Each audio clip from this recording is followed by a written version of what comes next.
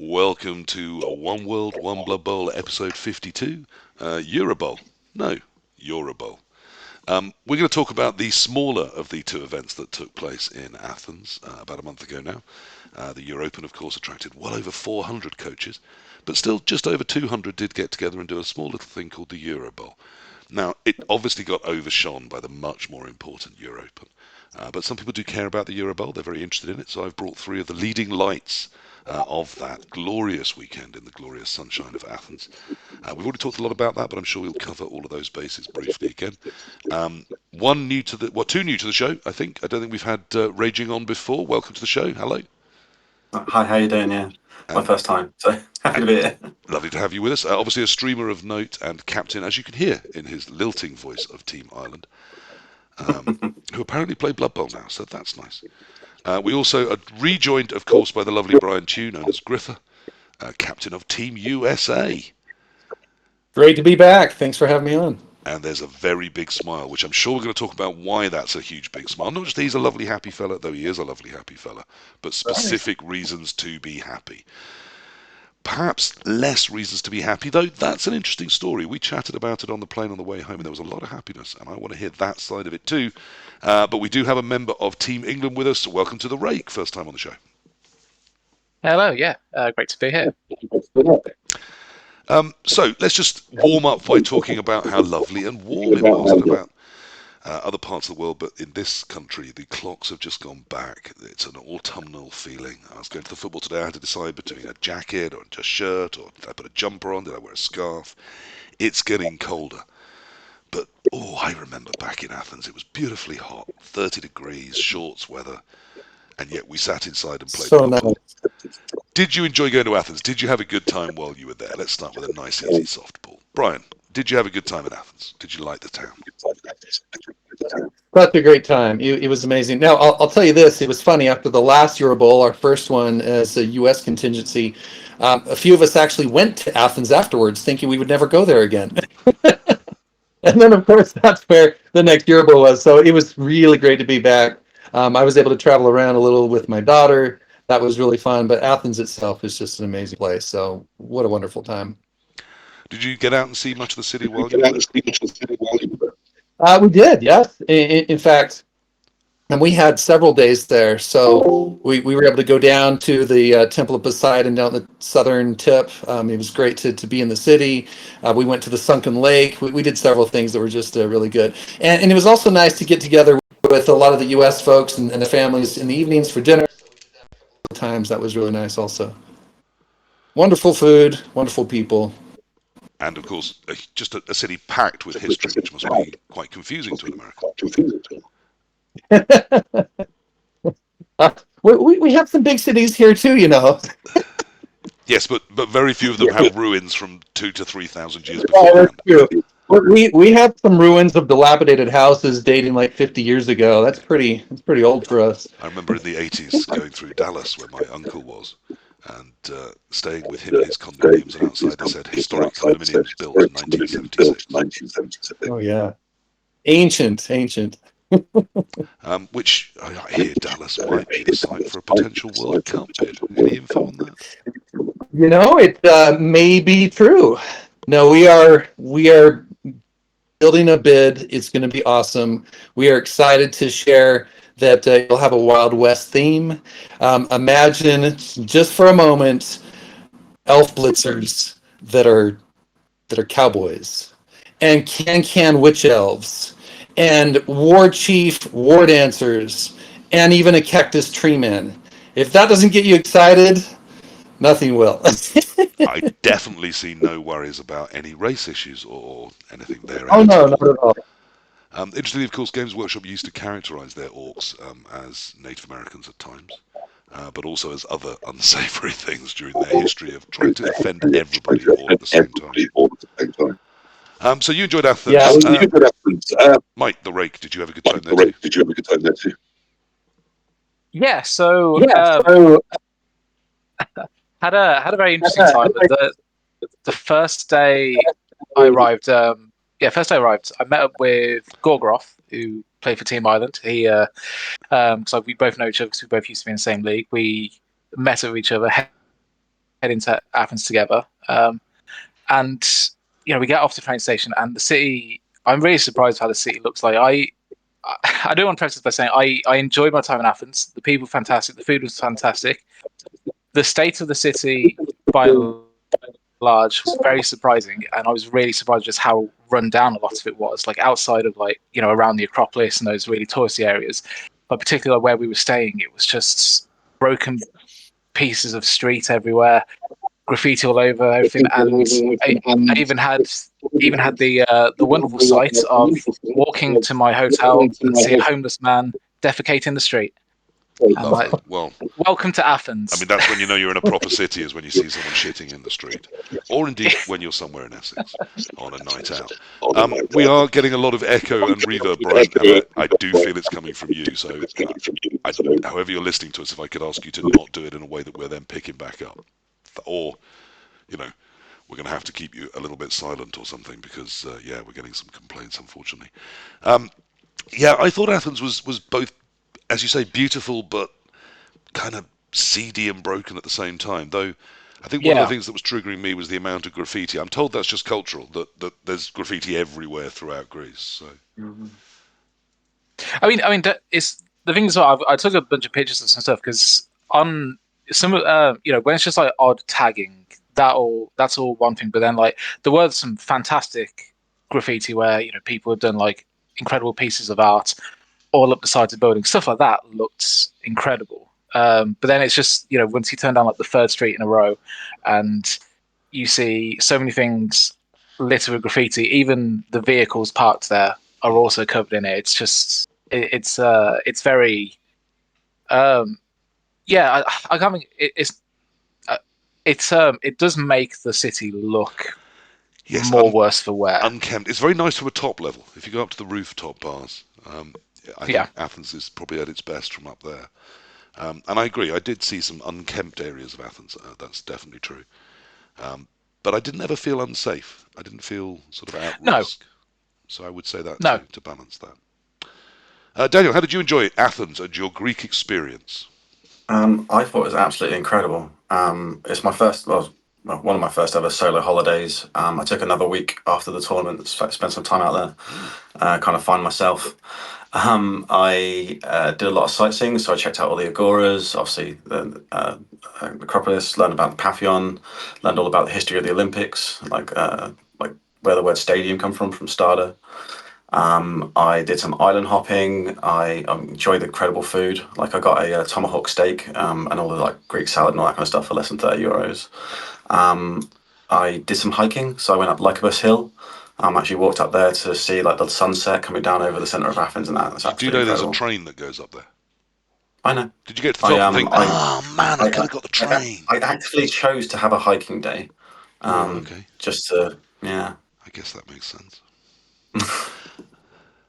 Well, great. So everyone had a nice time in Athens, though. Yes, some concerns over the dilapidation of a lot of Greece and some of the graffiti. It's very but it's different areas, isn't it? So the cheap hostel areas is the not nice area, but there's plenty of places to stay where you won't find that experience. So. Yeah, we managed to get somewhere just on the edge of Syri, which was one of the sort of cool younger barsy zones, and that was really nice. Right up your street. We were far too old to be there, but some of the bars and restaurants around there were very, very nice, and not completely flooded with tourists. So actually, some Greek locals having a nice evening out, and that's always, I think, encouraging to see. But there was a slight complaint on the last episode from the One World, One Blood Bowl team that were there. Because we were a team that was really sort of put together by some randoms. We didn't socialise together. We spent the days together. We were pleasant with each other. But in the evenings, we went back to whatever we were doing. And we did feel that perhaps unlike Alicante, that Athens was so big that even with people like Volcajo, Timo putting great effort into saying, here's where we'll all go and have a drink or whatever, it didn't really feel like there was a centre to the Blood Bowl community outside of the event. Did you guys feel that? Or? Yeah, absolutely. Yeah. We had, it's like there were several nights when multiple guys from Team England wanted to get together, and because we're so spread out, it just didn't happen. It's like we went. It took it. I think at one point we went to meet up with Al Planet and all the guys he came with, and it took us so long to find the bar there. By the time we got there, we were only there for 30 minutes before before we decided to like head back to the hotel room. So it was getting on. It was really unfortunate that like we all would like this to Alicante. You had that like lovely strip along the seafronts there where most people tended to gather, whereas Yes, that and there maybe just the two wasn't like roads behind it, and about yeah, and five up streets, and then that area, almost everyone was yeah, in. and there just was no natural meeting point for people in Athens, which obviously nothing the organisers can do about that. But it's just an unfortunate thing that with the city being as large as it is, and with everyone just sort of spreading out as much as they did, it just doesn't work out for people to easily meet up with each other. Yeah, and even if you did, how can you allocate somewhere and say, okay, so we want the substantial amount of the 600 people to come just here? No restaurant really wants a possible booking of up to 600. That's just not a thing, is it? So I don't know. Maybe a zone of bars could have been said. This is if you want to come out and see some Blood Bowlers, this is mostly where we're going to try and be. But again, Athens is a very large, very big city. Now, whilst we're doing other business before we get on to the actual Blood Bowl, I did promise my lovely partner I would mention them earlier than in the last episode. She was aggrieved. So these lovely things, the One World, One Blood Bowl dice, are still on eBay. We did find that the postage could be much cheaper than I thought. Turns out they could be sent as a large letter, or a padded letter. So they're on eBay for £10 and £2 postage. Now, eBay has a little button that you can tick that says we'll handle all international shipping, so it isn't complex. I ticked that, and I have heard from some people that say shipping them to the States is just ruinously expensive, so obviously don't buy them from somewhere where they're going to be ridiculously expensive to ship. There's a good chance I head over to the States at some point, or that my lovely partner does. My in-laws do live in Florida, and she's talking about going out pre-Christmas. So there could be a way that I smuggle some dice into the States, and then we could disseminate them from there. So if you really want some One World, One Blood Bowl dice from the States, just let me know on the Discord or something, and we'll try and keep a list of people in the States and get them sent out that way. Because I don't want anyone to, ruin themselves or spend ludicrous amounts of money on just a silly pair of dice. But in update news there, I do already have enough money to take my lovely partner for a meal down in the local village.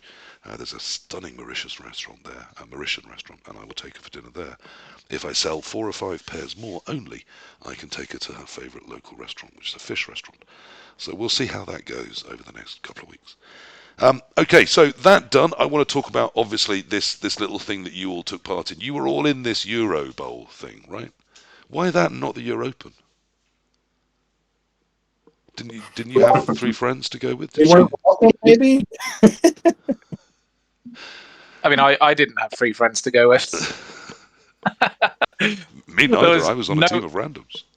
There was one person from my local league that went, and he went with all these other people. But I think like definitely for me, just like the Europen is kind of like that for me is like the pinnacle of like Blood Bowl tournament. They're like, if there's ever a competitive tournament to be in, it's that one. It's where all the toughest coaches are. It's the Eurobowl where you're really gonna test your mettle against other coaches. So you've been there, you've done that, you've walked up that mountain, you've faced the pinnacle of Blood Bowl. Absolutely, yeah. Definitely regard that as one of my biggest achievements to have been in the Eurobowl itself. Because it's something that's not many coaches get to do. You think about how many coaches are signed up to the NAF. It's over 30,000, and how many individual coaches have been in the Eurobowl? I'd assume it's less than 1,000. Probably a couple hundred. Well, no, it'd be more than a couple hundred, wouldn't it? Yeah, probably. You know what? Thinking about actually, I don't know, because there was like 200 in the bowl this year. So yeah, it's significantly less than. It's got a lot bigger, to be fair. It's the largest ever bowl. Yeah, we've let in the North Americans, the teams and that played before have a lot of repeating. Yes, yeah. I understand. Obviously, yeah, a lot of repeating people, but yeah, and it's so. For some countries, it's so difficult to get into the bowl. So I see all the different criteria I have. But yeah, just even being there is an incredible feat in of itself. Like how did that feel when someone said, You are one of the 8 people we're going to take to represent England at the Eurobowl. Incredible. Like I couldn't believe it. Like when I can remember the morning that I woke up and saw this Discord message from Core saying about that. So I was on my way out to another tournament, and I see this, and I was like, oh, okay. I was expecting. I was expecting. You know what? If I make the Open team, I'll be thrilled with that. I saw in that Who wouldn't be? He said, Obviously, the bigger competition, the Europen. no, I would have been thrilled with just being affiliated with Team England anyway. But then to see that I was selected for the main team, I couldn't believe it. Was so elated with it.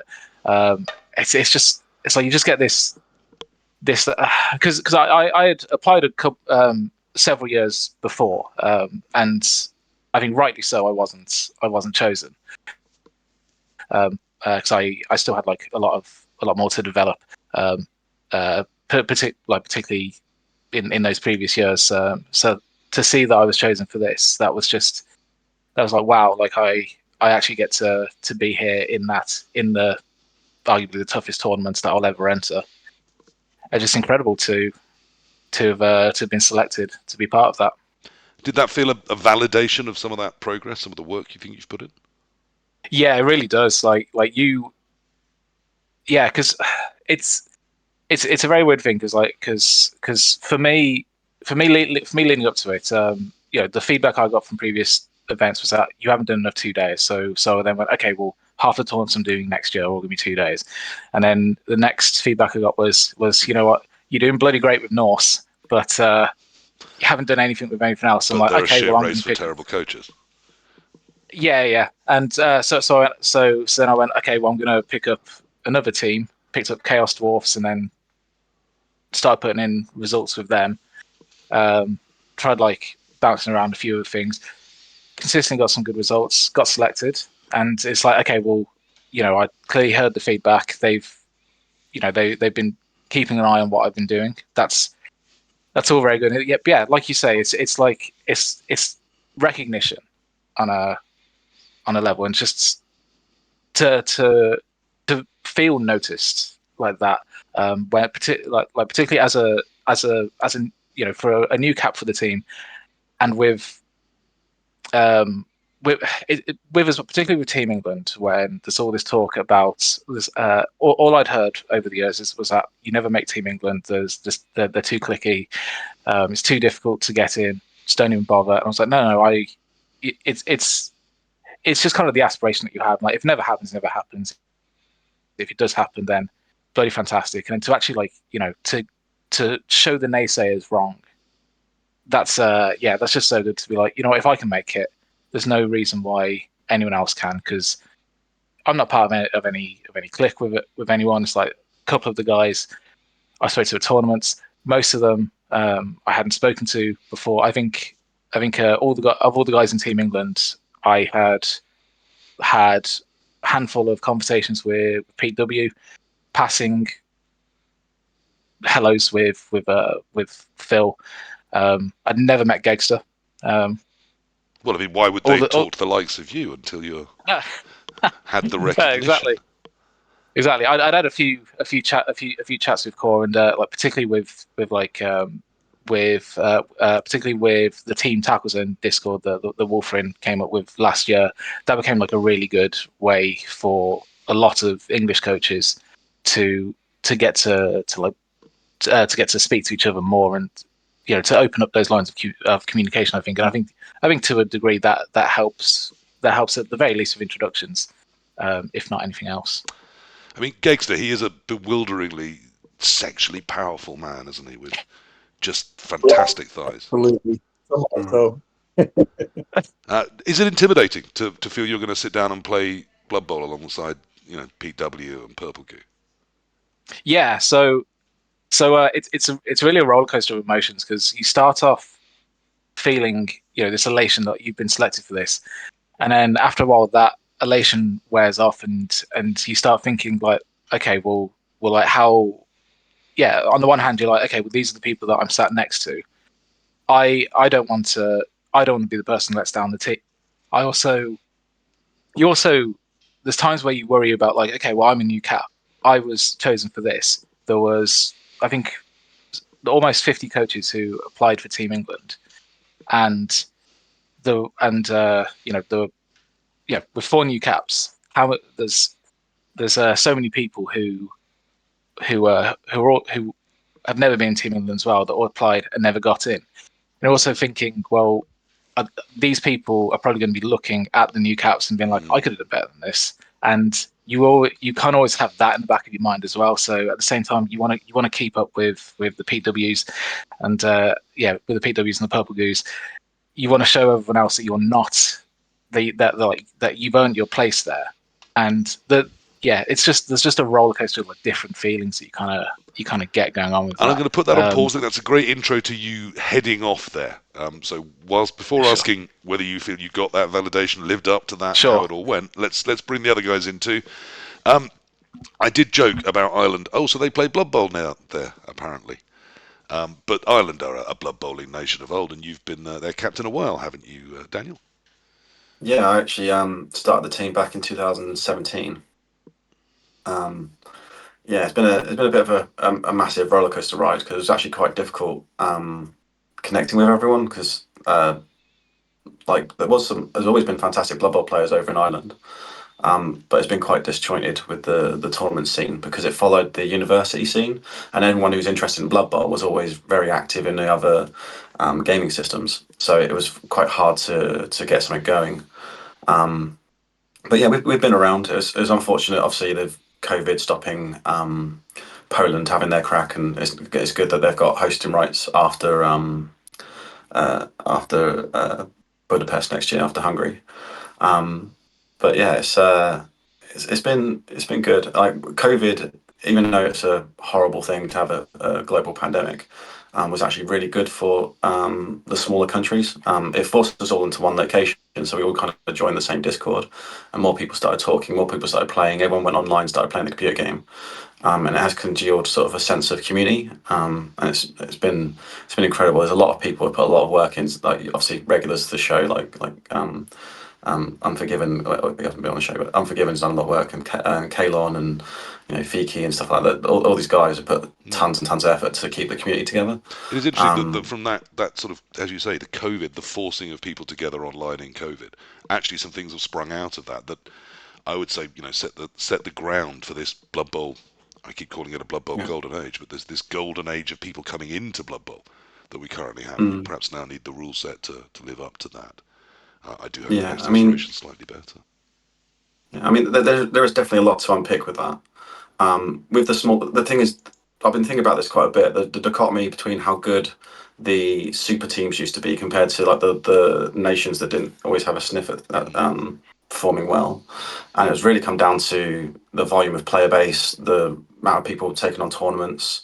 In Ireland, we do have some fantastic people running tournaments, but it's not like over like the rest of the UK that can have like if you wanted to, you can go to somewhere every single week. Same as France, same as Germany. Like there's different issues, but the smaller countries that are just trying to start and get something going, like they'll be lucky to get the right amount of players to come form a national team, let alone have enough people to regularly be running tournaments constantly. Yeah, the one that amazes me is Malta. I mean, if you want to go to a tournament in Malta, which is actually the size of Greater London, I'm pretty sure you can get there. But someone like America, that's very tricky. And even in Ireland, Ireland has vast open spaces between, the cities around the edges, for example. But I imagine with a smaller scene, it means if people are turning up regularly, then those are the people that are going to, get good, get noticed, get in that team. But yeah, no, Ireland's been doing great. I'm a huge fan of Team Ireland and of the Irish Blood Bowl scene, as you know. I've been trying to be as helpful as I can be there. And you got a good, strong team together this time. You felt. Yeah, I mean, every time we've gone, we've gone with good players and fantastic intentions, and trying to do as best we can to prove that we are worth to be there, and just have fun. The issue we've got with selection is obviously every country's got their own selection criteria. Some countries can literally just go off tournament form. But with ourselves, sometimes I've had to select players that are really good online, haven't been to many tournaments. So I've like back at the very beginning, I was helping people get their first NAF registration and stuff like that, just to get them on into the team. Where now, we do have people that stream. We do have people that will come from different countries, different areas, as long as they meet the selection criteria, as was mentioned before with the Eurobowl charter, which we've always adhered to or stuck to. And they've got some good prospects as well. A lot of new players coming in because of the way they've been absorbed into the community, and they're playing a lot online, and people are giving advice all the time and helping each other out as much as we can. It's building, and that was one of the things that when we had a conversation on the second morning in Athens with the Team England guys, we were talking about literally just this. It's like there is no every single place has got good players, and it used to be that some countries only had a couple, and then the rest of the team were fillers. But now it's like, because the sharing, the playing, the practicing, the mindset, everyone's levels of play is actually vastly improving. So it's making it a lot more. The tournament's getting bigger and bigger, and it's getting more and more challenging, which is fantastic, because if you're a good coach, you always want to play against good coaches. Yeah, I mean, I still do know of a couple of countries that are really struggling to fill out, boards say 6 to 8 with people they think are good quality. But certainly that depth seems to be much greater in many, many more countries. And I think that's down to, firstly, numbers. Secondly, as you say, more communication, more discussion about what is good, how do we set up, what builds, what races, what strategies are we trying to employ. I do wonder, if that tightness of the Irish community is the reason that. I think you had quite a successful Eurobowl. No spoilers. We'll talk about it in a minute, but quite the reason why it came together in the way it did. Brian, we've had you on silent for far too long. I don't know if you can still hear me, and if we get echo problems when you join in. If we do, I'll live with them. As long as we can then turn them off again at other times. That must be much harder for you, because not only do you need to get 8 people together who are good at Blood Bowl from North America, but then you need to get them to go from North America to Athens, halfway around the world, to sit in a dark room, not looking at anything, rolling dice. That's right. How do you get that done? Well, we were first invited to Eurobowl for the Malta event, and it was a challenge to try to get 8 coaches that would actually travel to Malta. We did, and we ended up having a Eurobowl squad as well. But it was just who can go, like who can actually get the time, the money to be able to make it happen. After that, there was a whole lot more interest. We're actually doing that. We're invited to this. We actually had a great time. Everyone who went to Malta actually ended up returning in one form or another, Eurobowl or Europen. So this time we had a whole lot of participants that wanted to try out for the Eurobowl. We had about 35, 40, something like that.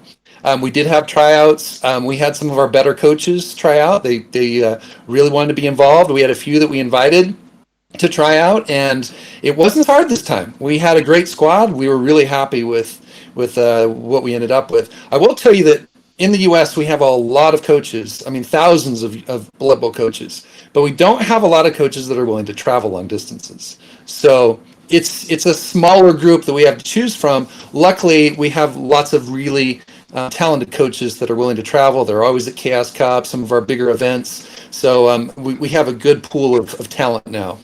But as well as the talent, there's a level of self-selection through just who is willing to go that damn far to play football. That's right. It's a crazy thing we do. And I thought that the American team this time was quite interesting, mixing some good experienced players like yourself with a lot of caps, a lot of experience placing those team playing games, with some of the newer guys from the online scene. How was that? How was that mixture? Yeah, it's quite interesting. So all of our coaches had at least been playing tabletop for the last year or more, and there are a couple, including Saul and James Levins, who were somewhat newer to the tabletop. Yeah, exactly. And so I didn't know James really at all. So he was kind of a wild card for me. So I started watching his Twitch games.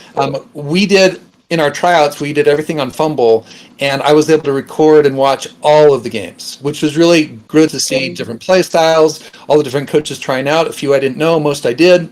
But it was really great to see the play style, see how things were just working out overall, and that helped a lot in determining where people should be placed. We obviously looked at other factors as well, but it was nice to be able to see people actually playing multiple games, where I could see how they're playing, how they're progressing, what kind of coaches they're playing against, how those matchups would go, and that was really interesting.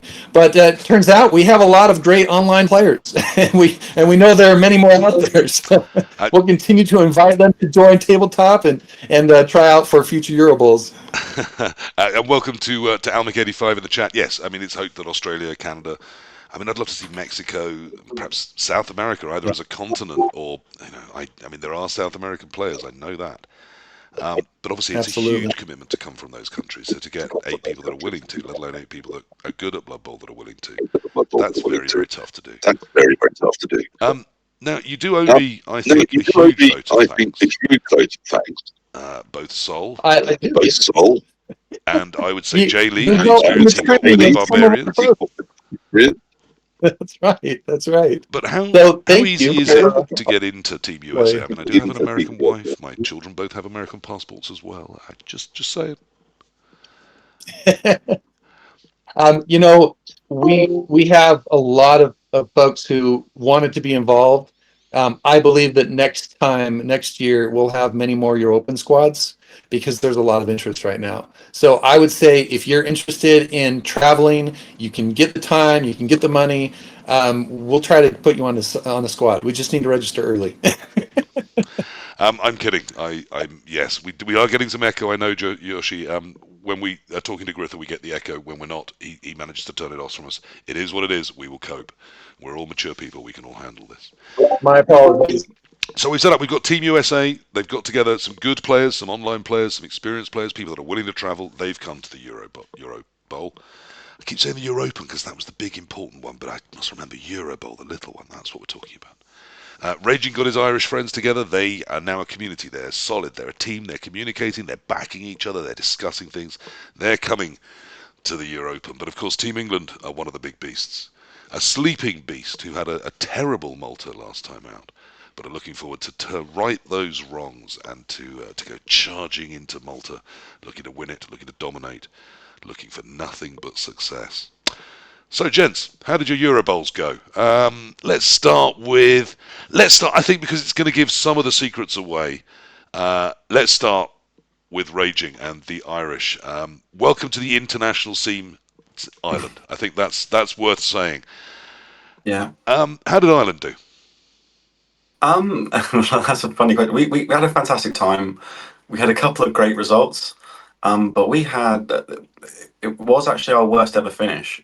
Since we've started, we've actually done quite well. So in Malta, we did finish. I was after a top 10 finish, and we got that. But there were only so that was 11 teams phenomenal. in Malta, weren't there? No, that's a little bit more than that. 28 this time out. How'd it go? We played powerhouse team after powerhouse team. So it really was just like stepping in all the minefields of like, all right, okay, we've got this team. All right, we've got this team. Hey, you want to climb the mountain? You got to, sometimes you got to face those peaks. No, but that's what made it fun. And so what was the end result? We only got 2 wins, 4 losses. So we lost against Lithuania to start with. But every single game, every single table, had a really bad start. Like myself, I went 2-0 down straight away from like blitzes and all kinds of stuff going wrong. We managed to pull it back to nearly getting a draw. It came down to actually my table, where I just needed to roll a 4+, but you can't blame dice. Then we went into game 2, which kind of was one of the talking points of the tournament. So we rolled into, after losing our first round, the second round we had a nice easy team, England. We managed to actually get the better of them, but that was like really tight across all the tables. So the guys big beast of Team England, yeah, slaughtered by the tiny little Blood Bowl nation of Team Ireland. Yeah, it was incredible. The people that we played were like really gracious. I mean, we're all friends anyway. We see each other regularly at tournaments. But it was Interesting very little strange pause because... before the word "friends" there, but I'm not going to pick up too much on it. We'll just carry on. No, we are. We are. I've got a lot of time for the English guys. It was surprising that I went to the bottom table, and my opponent was Purple Goo. Like that's not what you expect to see after like after a start like that. It's like, okay, cool. Hi, Goo, how you doing, mate? Yeah, but that was phenomenal, and I think that's what stemmed the discussion I talked about before when we met up the following morning, and we were just looking at it, and they're like trying to figure out what had happened, because like they were all solid players. They all played really well. It's not like they didn't have the potential to do anything. Because I think they struggled in Malta, and the discussion was more along the lines of, is it because of old mindsets towards metas? Is it because the game is just so fundamentally changed that now more teams are doing better because they're leaning into stars or fouling or whatever the new flavor is. But no, I think it generally is that the opponents are getting tougher. So I think England have always had very, very good players that play very methodically. So like you mentioned, so Gegster and Purple Good, like they'll look at a turn and Jumanji. I mean, I could go on and on yes, and on. yeah. Yeah, exactly. And they can just stare at a board for ages. I mean, they've still got the same. This is what I would say to people: like when you sit down against an amazing opponent, is they've still got the same number of dots on their dice than you have on yours. You have to play solid, and that's the thing, that they have reliable players that can play solid all the time. And but that's what you want on any international team. You want to be able to look down the legs and know that you can trust every player, that they're not going to let the height of emotion get the better of them. And the sort of mindset of, because this is the thing, is you play so many solo tournaments, and you know, if you lose or draw a game, you know you're not winning that tournament, and it just kind of deflates how you play. Whereas in the Eurobowl, you got to go to that team mindset straight away, the draw is just as good as a win. So you've got to try and think: do I need to play defensively? Can I be a little more aggressive here, etc., etc. And you've got to make tactical choices you don't always have to do. So teams like England, because they've got players that have more experience at doing that, that's why they were able to do well. When now the smaller countries are catching up because they're playing more team tournaments. Did you, as captain, have a communication system with your guys? No, like I have seen other countries like Scotland done the old cards system, etc. It's not needed. Like if my game's going, because I'm not a slow player, but if my game's going on quite quickly, I can send one of the players up and down who, you know, if someone's at half time before everyone else or whoever's like first, you kind of notice and you say, look, just ask people where they are so you can be informed as a captain. But it's written into the charter, the rules of what exactly you are allowed to do and not allowed to do. So you can't stand up and give tactical advice anyway. It is literally just a case of hold or push, and that's all you can tell each table. So you've got to have an idea where the legs are, but the drama is, you know, your game of Blood Bowl can change quite quickly. So you've only got a snapshot of a couple of times through the game of where everyone else is in their legs. So you don't have much opportunity to tell them how to play.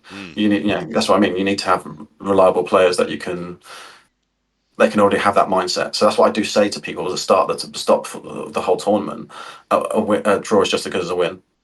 Like it's not a defeatist attitude. It literally is a case of, look, if you can secure the draw, if you can push the win, fantastic. But draws is just that's great, because then all we need to do is rely on one or two legs, Now one or let's two hear about the tables. other So. side of that draw. Just before we go, though, I have to say you do seem to talk up the quality of Team England and their players quite a lot. Is there are you aware of the Eoin Morgan as a reference? He was the cricket captain of the Irish cricket team, and then ended up playing for England for many years.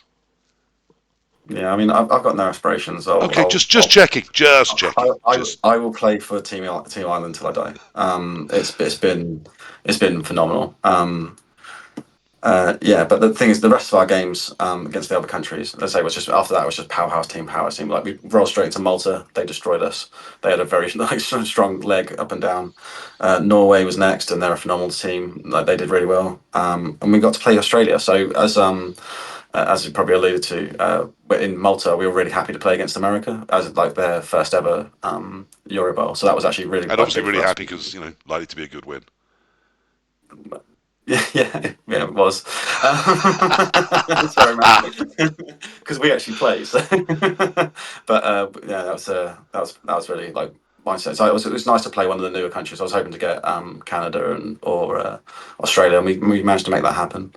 And we beat those. But if our last game of the Eurobowl was actually against Italy, like right down towards the bottom tables. It's like, how are we playing Italy in the last game?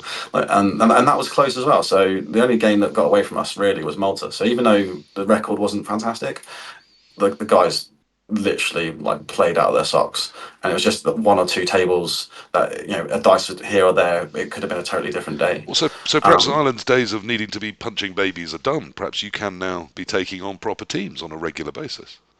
I think we can.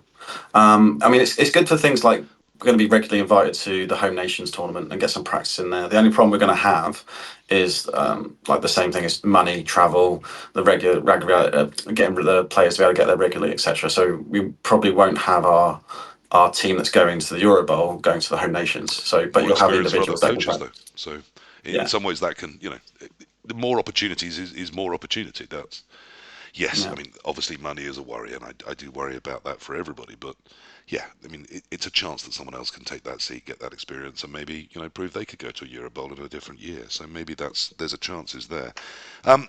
On the end of the first evening, I came across Team Island randomly as I was walking to the tube. The eight of you were sat around. Now, several surprising things were true to me there. The first is that you were all seemingly quite happy and not rushing off anywhere. The second was that it wasn't in a pub. It was in a coffee shop. Yeah. And that's I when it mean, occurred to me that I'd seen several members of Team Island that day, and not one of them had been drunk. Now, is maybe this a new tactic the Irish are trying? maybe we can just hold our booze. No, I think we do enjoy a drink and let our hair down and have a bit of a laugh. Yeah. So, oh god, I can't believe I'm going to admit this. Um, so in Malta, one of our players had a few too many to drink, and I had to make sure that he actually got out of bed to make the buses. And unfortunately, this time round, I had an experience where I was late pretty much on day one, because obviously being the captain, I need to get there early, get Mm. the stuff, hand the tops out, etc., etc. And the time that I got out of my hotel was pretty much the time I was supposed to be doing that. And I still had to sprint across to the underground, get the tube to the right place, and then get off the underground, sprint to the venue. So I did manage to make. It wasn't too late for the first game. I think we got there pretty much on time, but I was saturated in sweat because, you know, it's quite hot. It Um, was. like, and luckily, the Europen team sorted me out because I had everything in a massive bag, so they dished out the tops and the gifts and everything else. Because we do put a bit of effort into the gifts and stuff that we want to take. So it was nice to actually make sure that was all sorted out. So No, yeah, when I came across these weirdly sober gentlemen from Ireland and yourself, I decided that I would stop, buy a couple of people a hot chocolate or whatever they wished for, as there wasn't any alcohol. And I raised a glass and toasted Team Ireland's sort of debut upon the international stage. I felt this had really put down a marker and said, Team Ireland can play anyone, can beat anyone. We're here, we're playing good Blood Bowl. Was I being patronising, or do you think I was right? no, definitely right. Like it's not being intimidated. Like even though we lost our first game in Malta, we came up against Spain, and that was close. So every time we play against these powerhouse teams, it's not a given that they run away with it.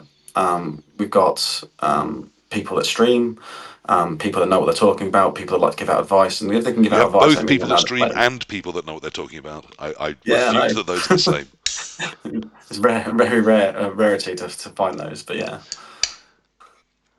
Great. yeah. And now I want to flick over to the other side of this. So, Mike, TheRake.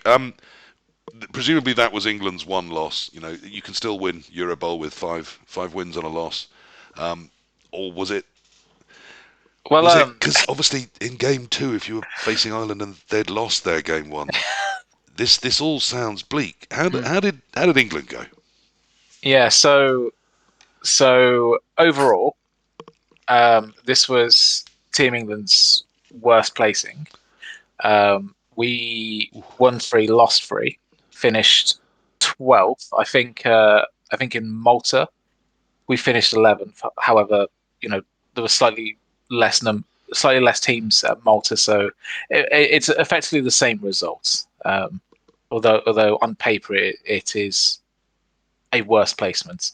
It didn't start off great. I mean, it didn't start off great. We lost our first 2 rounds. We had Spain round 1, had a very narrow loss to them. Then we had Ireland, another very narrow loss to them. And I believe the loss to Spain might have been a draw were it not for the same issues I faced with needing to make two more rolls than the time allowed you to make.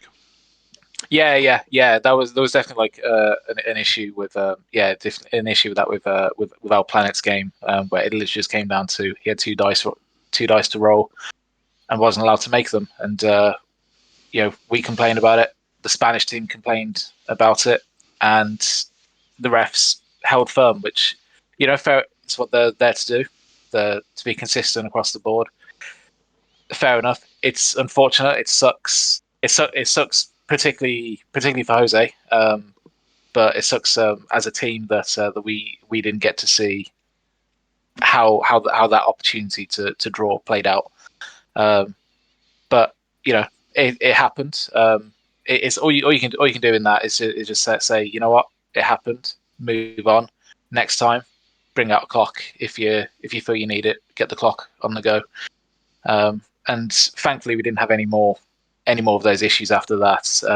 But I mean, we'd lost the first game. I don't think. I think with England's history at the Eurobowl, we at that point there's particularly with the returning players, they were probably a lot more felt a bit more defeated in that first loss than the rest of us, because obviously that kind of dashed the chance of the 8th win. But yeah, I mean the rest, like I say, we lost. I think 5-0-1 could have done it. I think Ireland were what put the death knell, really, nail into the coffin that finally put England down. Absolutely, yeah. I mean that finished us off. But like I say, I mean we lost them. We picked up our first win in the 3rd round against Hungary, and then for day 2. Whoa. So hang on. I mean, sure. We've talked to you about, one of the reasons I wanted you on was I wanted to look at the England story, obviously, because it was one of the talk of the tournament was obviously Team Ireland's great success. We'll talk about why America's here in a minute. But also, England was one of the things that was talked about a lot in the tournament. So there's a couple of things I don't want to brush over before we get to day 2, but sure. 2 losses and a win can't be what you were expecting out of day 1 or the team was expecting. You went, full of this positivity, sitting down with legends, rolling dice, the peak of Blood Bowl, the peak of competition. I've got to ask, I know it's cruel, but how did that feel? Shit. There's no two ways about that.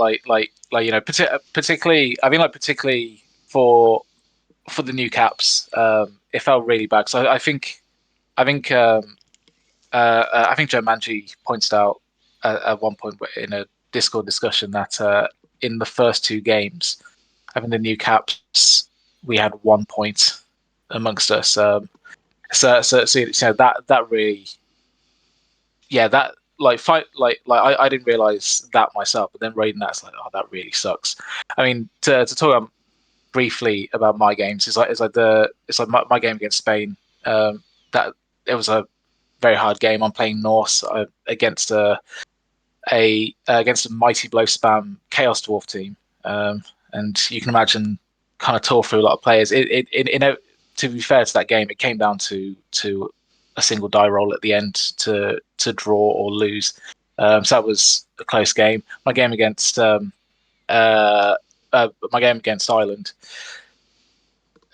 just became a train wreck. I got blitzed, failed a crucial dodge at the start, conceded a touchdown on my drive on turn 2, and then managed to sort of stabilize it, but then got a timeout and then conceded another because of that. So going into the second half, I'm 2-1 down, so he just puts it in early, and suddenly I'm 3-1 down and have to go balls to the wall with any hope of trying to draw it out. And in that situation with Dark Elves, I end up conceding another one. It's just a situation where you have to I was just on the back foot constantly in that game, and yeah, that was a game that just horrendously got away from me. Sometimes the dice, they be like that. Yeah. Did you feel support from the rest of the team? How was the rest of the team? Was there shock, surprise, anger? I think so. I think for me, most support came from the other new caps because we're all we're all in the same boat. You know, this is our first outing together. This is a new experience for all of us. We've never played on a Eurobowl team before. So I think. It wasn't just the case with these losses, but just kind of because our experience coming into it was very different to everyone else's. Everyone else had done at least 2 Euro bowls, if not considerably more. So kind of for us, we were very much holding each other up in some regards, and like we were really championing each other more than anything else because like I said, I think like what we were all feeling emotionally was very similar, and like it probably wasn't something that it was probably something that all of the old caps had that they weren't necessarily as mindful of. But I mean the thing is, anyway, with the losses, everyone was supportive Someone of did each say other. to me there were 2 Team Englands. Is that fair? I wouldn't go that far with it. I really would. I mean, there was a degree of disconnect, but I don't think it's necessarily where you would think it would be. Um, but like it's just some people were just generally more. Some people are just generally a bit more approachable than others. Sure. But I definitely didn't. I didn't feel a lack of support from anyone in England. So, we took the losses. It's like no one came over and was condescending. It's like we're all just like, you know what, it happens. Just focus on it. Just think about the next game and focus on that. Like learn I'm from not your pointing any mistakes. fingers. I have no axe to grind here. I did think No, about no, standing for England captain this time round, but I decided not to. I think there are better competitors out there. I think there's 2 very good standard candidates come forward in Yudlugger and Wolfin. I think both would be fantastic. Personally, I think just because of his experience in working in team environments and the effort he's put in on the Tackle Zone Discord to really, get people experience, get them that knowledge and that interchange of ideas, I personally will be voting for Wolfin. I think he's of 2 yeah, very same, strong absolutely. candidates. I think he's slightly the one I prefer, and I think there's good reasons why. I think he's got the experience, the knowledge. While I do think Yudlugger and a non-playing captain, I think is also very tempting to me as a way forward. France, I notably do that. But we want to talk about all of that and the way forward in the future. Let's hear about day 2. How did day 2 go? Did you have a better day?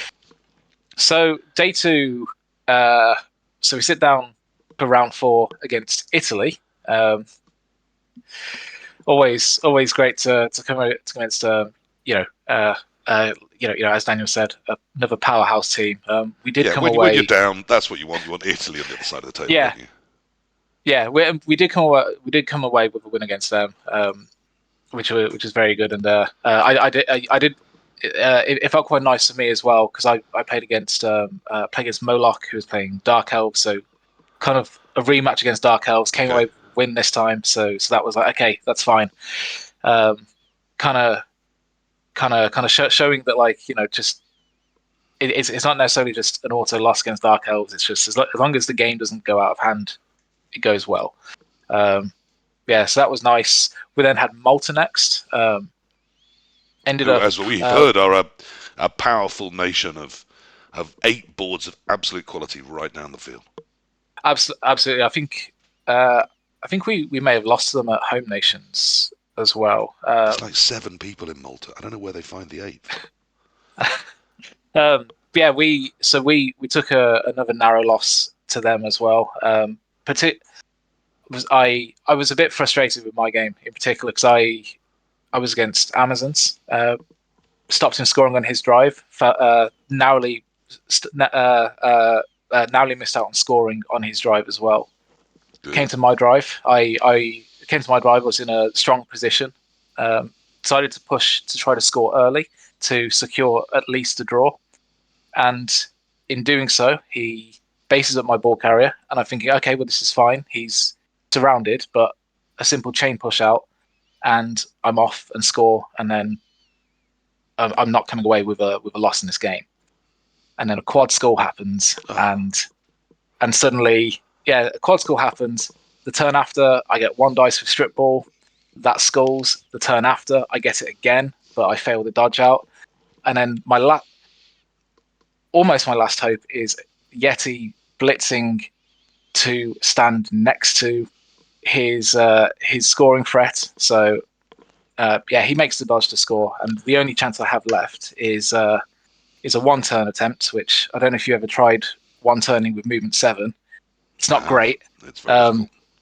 Yeah, it's but so funny enough, this is one of my something I was really proud of, that I spent a lot of time working on the different 1-turn setups for how my opponent set up. So he set up to defend the 1-turn, and I instantly recognized it as a setup where I don't need to blitz to get anyone in position, so I can save the blitz for getting the run out. Set up everything for it. We had, I think, less than 10 minutes left for it, and he was being coding trying to rush me, but because I knew exactly the setup, it was like super quick to be like, okay, I can set them up like this, and we're good to go. Start rolling it. I think it was the penultimate block had to POW. It was like 7 blocks to that all had to be pushes.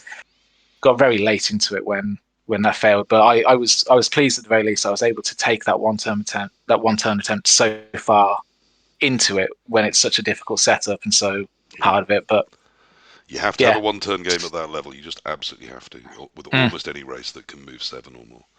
Even at 6, you should probably have some concept of how to try and get it done in case you get a quick snap or something you could maybe try and use. And how did the event end for you and for England? So both, every round England lost, I lost. Every round England won, I won. So 3-3 for both me and the team. So I mentioned as well, me losing every round England lost. Every round England lost was by a 2-point margin. So it was all 3-1, 3-1-4 losses. So actually, I think all of them were 2 wins, 3 draws, 3 losses. Something like that. Yeah. They were all the slimmest margin, and all of our wins except for Italy were by a wide margin. And when I'm losing in every round that England loses, I do have to look at that and think, well, my games could have swung this. So I have to look at that and just think. So it's on you. I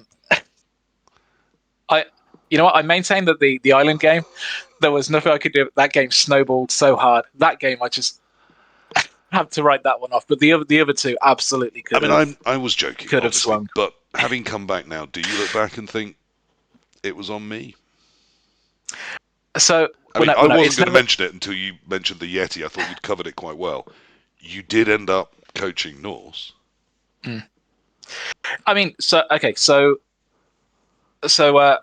Sort of 2 parts of that question. I'll try to answer both. So the first one, do I think it was on me? No. There were, it's a team event. I don't, by the way. Let's go in with that up front. Sure. Yeah. Sure. So it's a team event.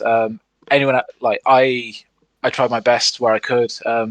Both the games other than the island game, the other 2 games could have been draws with like very minor changes to very minor swings in luck. Could have had those games result in draws, which would just have made big changes to our results. I'm sure with other members of Team England, they probably had similar things in similar rounds as well. Very minor changes can end up having very minor changes in results can end up having big swings in the team result. It could have happened anywhere across the board. It's just very unlucky that when we lost, it was very narrow. I guess the other part of your question there about me playing Norse. So there was a lot of discussion about Team England's race picks. When we were discussing earlier, we did say as well that like Norse isn't really. It's not a coach that it's not a team that that a weak coach can do well with. So my I have a very good tournament record with Norse. Anyone that's seen me at a tournament, there'll be no surprise to them. I haven't played a whole. I haven't played too many other races. I've played a good amount of Dark Elves, but when you've got the likes of PW on team, I'm not going to stand up and be like, I think I should be coaching Dark Elves. When Pete's there, absolutely not. Give it to the guy who's got the more experience with the team. We did look at me playing something like Necro. I took them to a tournament to practice with and won that tournament and came away and said, I'm not playing Necro. They were the biggest headache. There was just so many things with that team that just I don't like. There's things that I just didn't like and just struggled with. Things I just struggled with, and I hated their matchup into Amazons as well, and just like I didn't like to play anything that I didn't feel like had. I can only think of a couple of races that match up into Amazons well, though. Like I said, I do want to move on. I want to get Brian back in. He's been sat there like Mount Rushmore for entirely too long, looking beautiful but silent, sadly. And Daniel, feel free to chip in anytime you've got something to say. It is your show too. But obviously, everyone has a story to tell, and then we'll chat a bit more generally afterwards. Coming away from it, as we met on the plane on the way home, you said to me you'd had a fantastic experience, that you don't regret a minute of it, you'd had a really nice time, and you're proud and happy to have been part of Team England. With more reflection time, is that still true? Absolutely, yeah. So, well, I mean, if anyone had read the most recent Team England newsletter, I did a little excerpt in that about my experience, and like I say, just being there as part of Team England is probably my crowning Blood Bowl achievement to date. That I was selected for this team, and in the moments where you're losing, we didn't do too well. That hurt. But then, like, even just like a day or two after, you just kind of think, well, you know what, the result happened. Can't change that. What I can change is my outlook on it. And my outlook is, I was here in the most competitive event that I've ever been part of, and I was selected to play for this team. And there's a reason I was selected. I put in effort. It's we talked as well about like the validation of being there, and it was just incredible to be a part of that team, to stand shoulder to shoulder with such incredible players.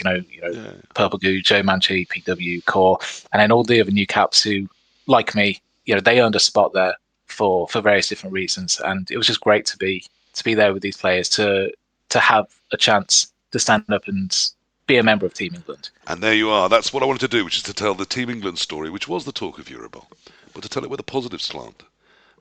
One thing I thought was really interesting, and as I said, I want to talk about all sorts of other stuff after we get Brian's story too about his Eurobowl. He's obviously got the chance to give us that.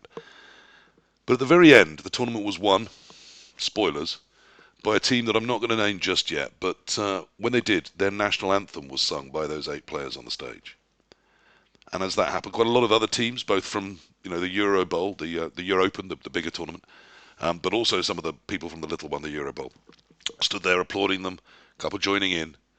And I just thought, if that had been Team England, for a start, would they sing God Save the King? And I really doubt it. I think they'd sort of smile and look a bit embarrassed. And secondly, would the room be behind them? Would they be cheering? Would the other English teams be cheering?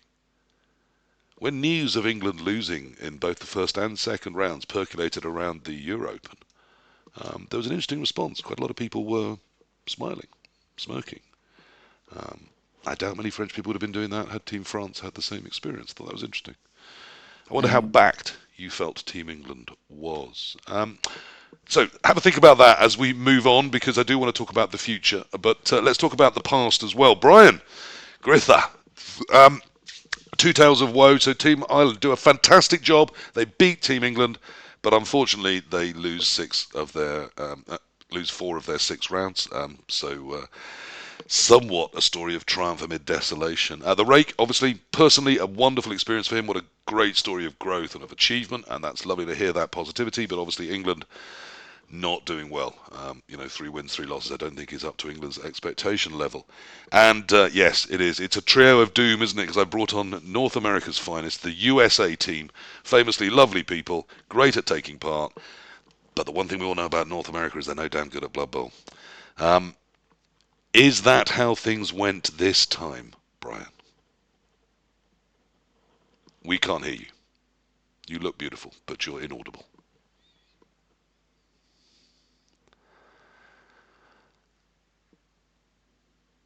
Okay, we still can't hear him. So basically he's saying, yes, PC's right. All Americans are horrible at Blood Bowl.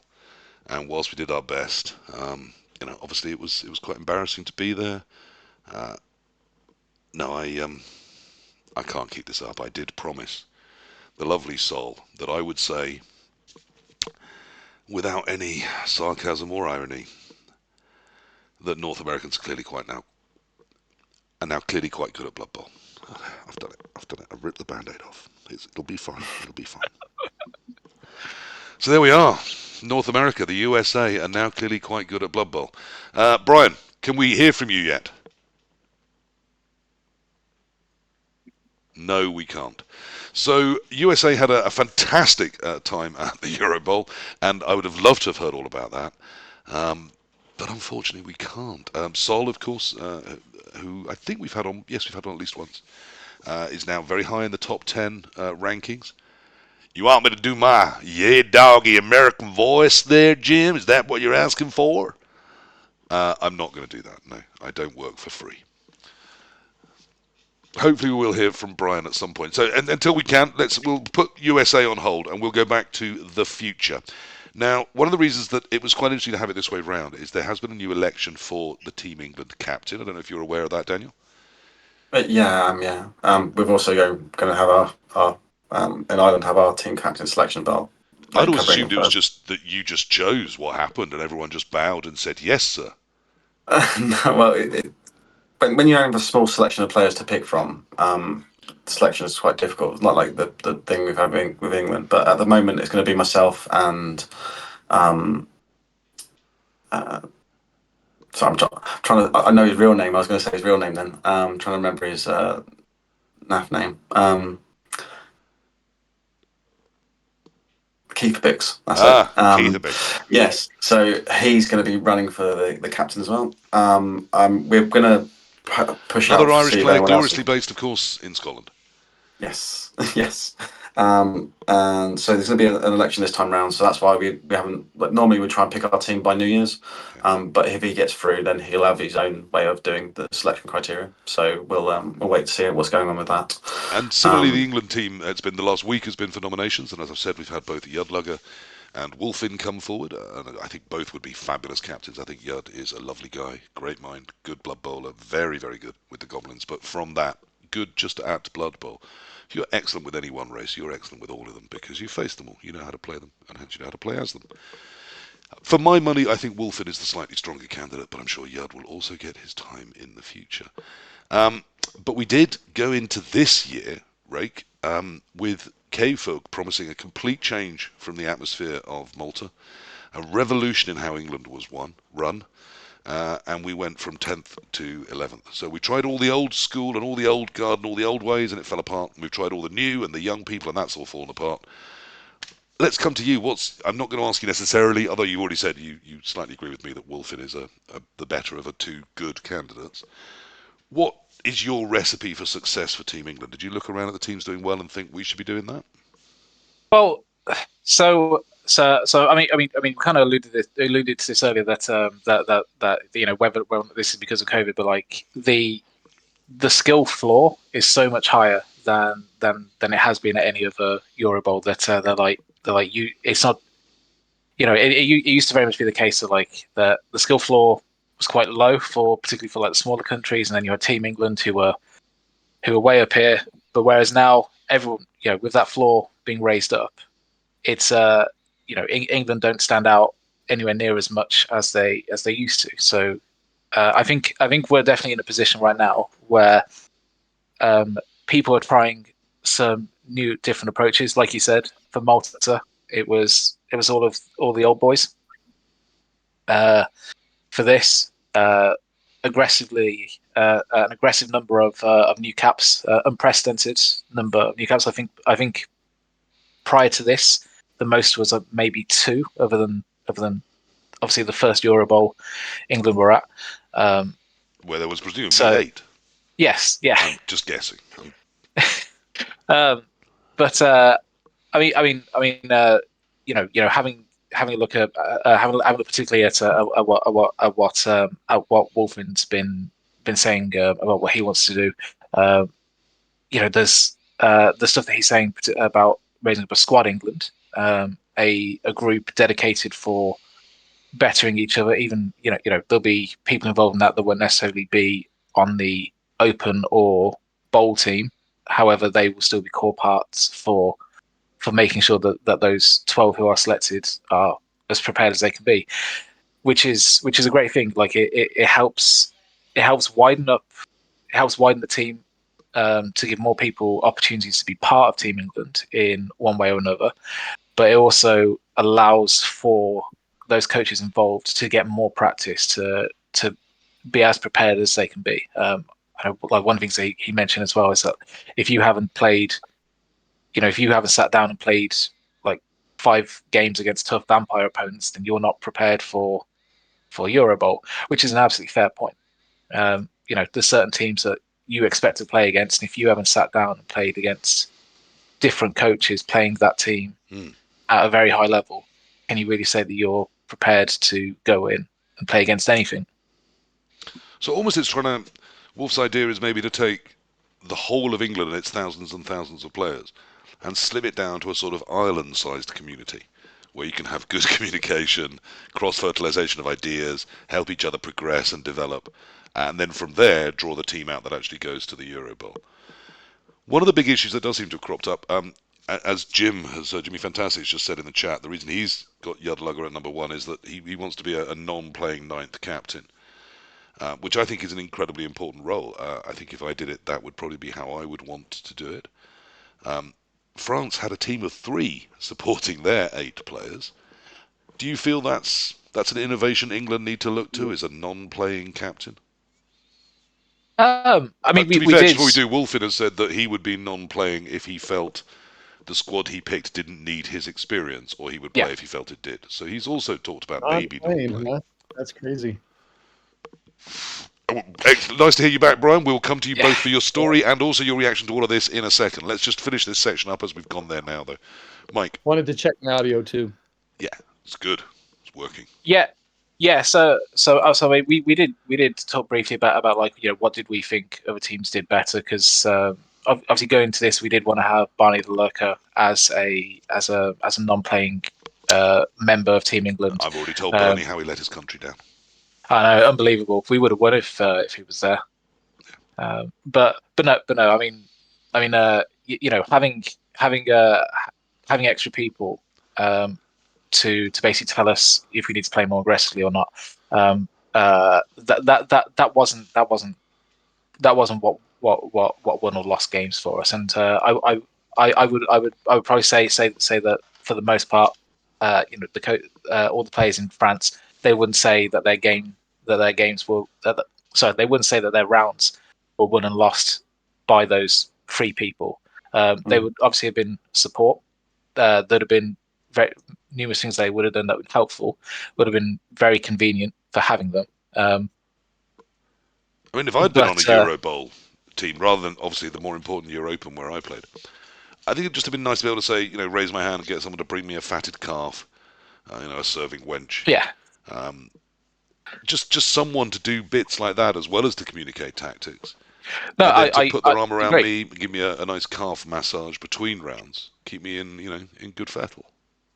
I do agree with that. I think the benefit, if it this is kind of like some stuff that Yoda said about the benefit of the non-playing captain is the players, the coaches who are taking part, they can focus purely on the event itself and the games that they're going to play, while all the admin stuff one person sorts out. it's not down to someone to prep themselves for the games and do admin. It's all very distinct, which is a good thing. That's a good amount of pressure that's taken off of a coach's shoulders. Daniel, have you considered retiring and just being the inspirational manager to Team Ireland? No, I still have a passion for playing. I believe I can produce a lot more because unfortunately, like my tournament year has actually been quite well. And I believe that certain races, stuff that I have a certain style. I tend to play more control-based teams, humans, renegades. I'm kind of like known for playing renegades. And I can play them at quite a high level. So it'd be interesting to take that. I mean, the last few Eurobowls, I've taken teams that to try and fill gaps. And I think you do find that some players get to take teams that they are exceptional with, and some players take teams just to say like the squad needs X, Y, and Z. We need someone to coach this. That has to be me. I don't have anyone good to do that. Yeah. Where now I'm a little bit more on the mindset of if you're taking a race and you know how to play them and you play them well, that might be worth taking that over than trying to consider what the meta is, because it's about what you can produce on the weekend. If you know the team well enough, what you can squeeze from certain plays, recognizing certain patterns, etc., etc.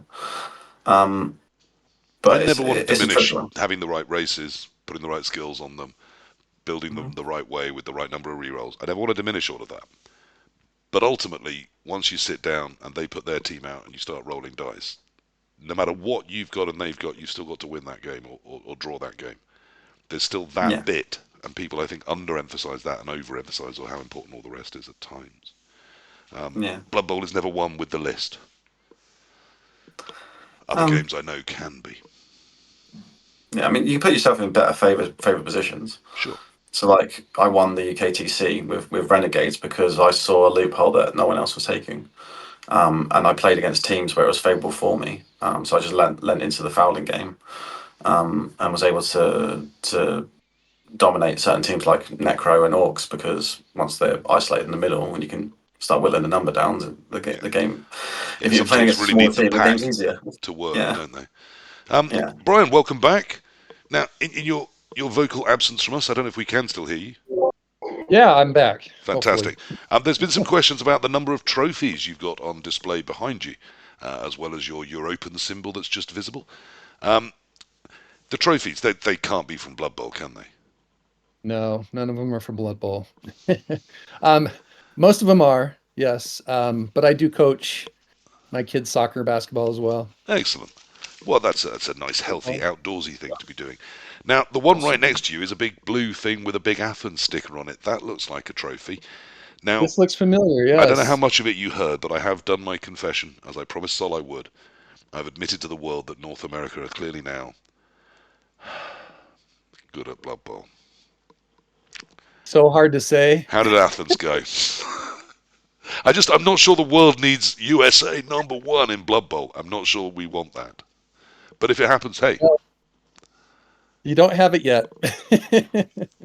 We're pushing, though. Yeah, so Athens, that went well for America, didn't it? It did, and one thing to note, we've always had good coaches, but certainly with the online game, that's really expedited our talent. But as I mentioned before, we haven't had a lot of good coaches that are willing to travel, even to some of our local events, U.S. tournaments, and now we have more of that. But I will say that we had on my street, I ain't going. Basically, yeah. But we had 6 new caps, so only 2 of us had experienced the Eurobowl before. Significant talent upgrade. And the first thing we really had to understand was what both Raging and TheRake talked about earlier. We had to understand the squad basis of the tournament, how the squad works. You can lose a game, and it may not matter. If you draw a game, it could really help us. And so don't get down on yourself if you draw or you lose even, but let's make sure that we're working together as a squad. And that was really helpful. After the first round, we played hungry to start. There were a couple that were kind of feeling down, but we won our first round. That's all that matters. And we had to level set that that's okay, but let's make sure we're communicating, talking through how your game's going. And if we're looking good, it may not matter if you win, lose, or draw, right? So Is that the message as a a captain you give moment. out to some of your players? Absolutely. So You we had lost, had it a doesn't matter. I still love you. right, and we had a team dinner the night Said before that where to my we son kind so of many laid out, times. out all of this, and we basically said the fact that we're here and competing against the best, that's good enough. Like we're happy to be here. Yes, we want to do well, but just to be here, as others had said, that's really impressive. We loved the experience. We'd already had a great time in Greece, so let's go to the tournament, do our best, and come what may, we'll see how we do. Okay, and you did well. I mean, you played some of the powerhouse nations. We did, yes. We had a great first day. Our first two rounds, we won pretty handily. It got some confidence in our players. People felt like, yes, we can play. We can play with anyone. But then we played in our third round against Finland. It was a really close round, and this is probably the round that really drew us together because it was tight. We were going into basically the last match of that round. We all were gathering around. We basically saw our coach Flying Dingle, Solomon Nicely. He had to pick up the ball, throw on a 5+ with a ghoul to a white in a tackle zone in the end zone, and it all worked out with no re-rolls, and we won the round. And that was just a joyous event. We were all cheering. No matter what happens tomorrow, we had an excellent first day, and what a great way to win it. So that was just an amazing time for us to go 3-0 the first day. So And I paused Mike at the end of day one. I'm going to pause you too. We've had a lovely comment from Dimmy G in the chat, perennial favourite of the show. One of the memes in Blood Bowl that he is partly responsible for is that it's just about confidence. You don't need good dice, you don't need good planning. Really, that Blood Bowl is won on confidence. How big was confidence? You talked about that feeling, that rolling ball, the belief in the team, and similarly, I think we heard from Mike that perhaps even after game one, seeing that belief die in some of the more experienced players' eyes, maybe was something that again, had some impact. How big is confidence? We joke about it, but is it the secret key ingredient? Well, it has a big role to play for sure. And I will tell you that a lot of our new guys, all of us had our jitters, you have the nerves that first day before the first round. Going into that round and doing as well as we did just was an enormous boost for us. The fact that everyone could say, we can do this. We can play with these teams. We can do well. We can play with anyone and at least do our best and show that we can compete. And that was a big boost going into round two. And after you overcome that surprise, obviously the confidence that floods with it was really helpful. Yeah, absolutely. And with that, you hope that confidence goes to your dice rolling as well, right? And then day two, so you went 3-0 overnight. You were literally the talk of Athens. Certainly in the bar I was with, my wife did tell me to shut up, but I talked about you for quite a while.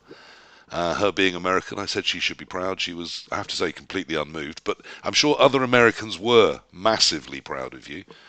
How did day two go? Well, I'll say this. It felt really good going into round four. In fact, we had gotten together as a U.S. contingency that Saturday night, and we were just all smiles, very, very happy. Even the Europen squads as well. We were all just sharing in the joy. It was just really great to be together. Now, we knew also that we managed were to playing find some meth in Athens. He said he was happy. Well, there is a moment I'll share that we were a little bit worried about because, as some of you know, Saul John Lackey is also a rock climber, and he had chosen to go rock climbing. We had TJ, one of our coaches, out there with him. He did some free soloing the night before the tournament. Now, anything can happen when you're free soloing. So when we found out that he was doing that, and we potentially were going to miss a squad member, had something bad happen, that didn't go over well. But luckily, everything was fine. But that was his way to relax and get ready for the tournament. But going into day two, we knew we were playing France, and we knew that they're one of the best, if not the best. We knew that we had our I think pre-tournament, despite me talking up England, I think the vast majority of commentators would have said that their money went down on France.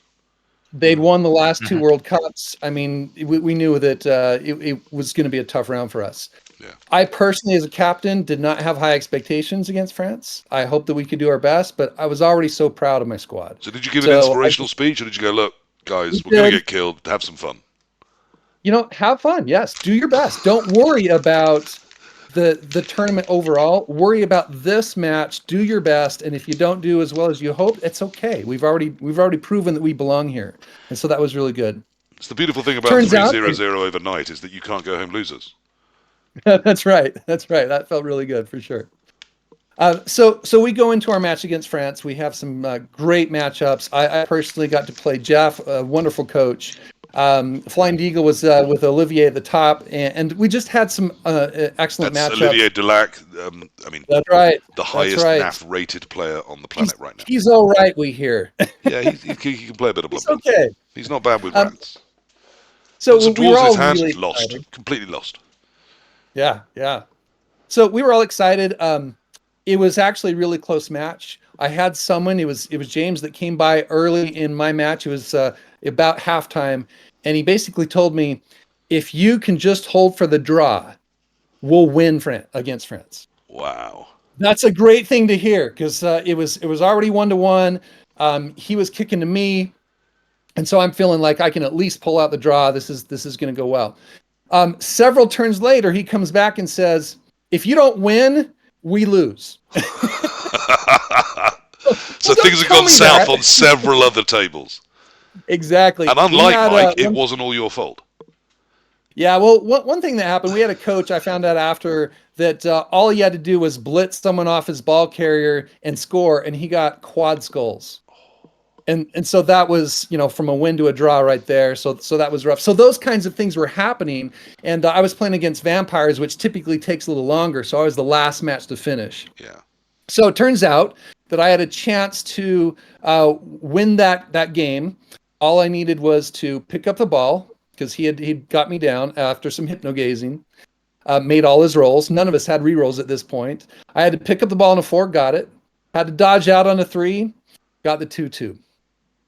And so that was a little disappointing, because we could have drawn against France, but we were super close. And I was super proud of our guys for doing as well as they did. But, that did drop us down, clear down to table 2. But kudos to that matchup with France. We had amazing matches, and I give them the best, because they're certainly the top talent. But at that point, we play against the defending champs. Even to be facing France in Game 4. We're in stretch goal territory already, aren't we? Yes, absolutely. And so with that, we were still feeling really good. We'll take a loss against France, especially as close as it was. We could have won. But now we're facing the defending champs, Denmark. So I just told the group, don't worry about it. Same thing, play your best. We'll do everything we can. And it was a wonderful round for our squad. We ended up winning. I had an amazing opponent. We ended up, again, had a chance to win, failed to dodge, and that was rough, but just great opponents, and we give them the best as well. But the fact that we beat Denmark was just a huge boost for us again. Like, we can actually beat a country that has won this before, and that was a big deal for us. So after that, we felt really good. We're already at 4 wins. And what we found out in the going into that last round is that if France draws or loses, of course, and we can get a 5-3 win, we have the bonus points to beat to beat France and win the Eurobowl. So we were really excited about that. Let's do our best. We were playing Switzerland, another powerhouse, and we again were able to pull it out. I had an amazing matchup where I played Dark Elves again. I had been blown out against my match in Finland, and it just worked. Everything was working for me. So it turned out that after turn 13, my opponent basically said, I can't do anything. I'm done. And we ended up finishing early. And so I was able to watch my other opponents. And one of my coaches, Mike Kuhn, looked at me and said, the whole time after that, you were just smiling. And it's because I just was able to soak in the moment. I had about an hour where I was waiting for everyone else to finish. I was able to walk around and just, see my squad, take some photos. And I was just so proud of my guys. They came in ready to compete. We worked hard. We practiced a lot to get there. And no matter what had happened, I was going to be proud of them. But the fact that they were winning in that last round, and I was just so happy to be there with these guys and have the camaraderie that we did. So it was a big day for me. It was certainly a big day for my squad mates. But coming out with the victory against Switzerland was just the icing on the cake. We finished 5-1, and we almost got it on tiebreakers. There was a moment And we've where kept that Poland tension right till here.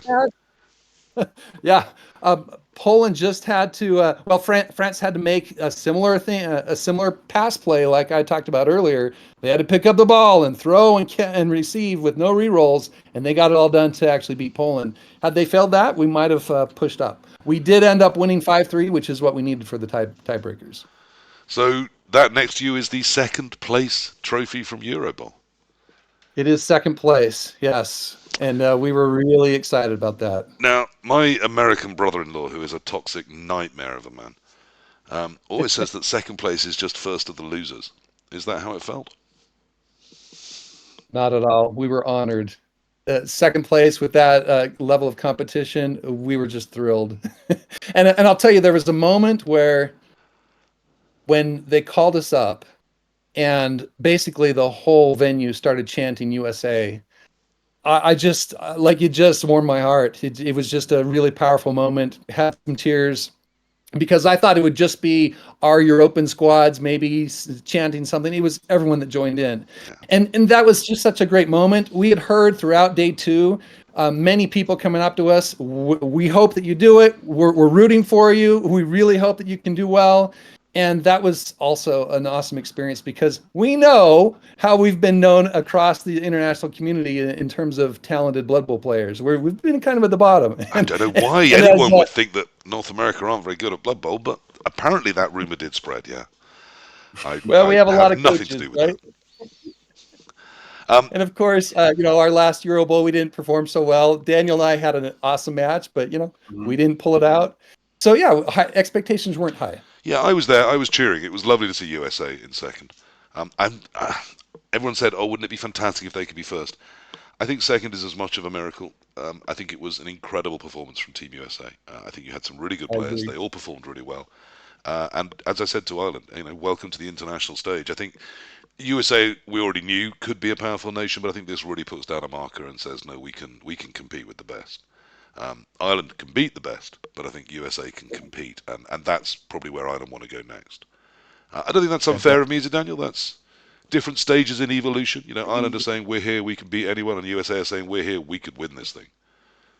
Yeah, I mean, I don't think it comes down to the teams that you're going to play anymore. I think all of us have just experienced and explained that every nation you roll into now is a tough opponent. So it makes it interesting going forward. Lithuania. They beat us.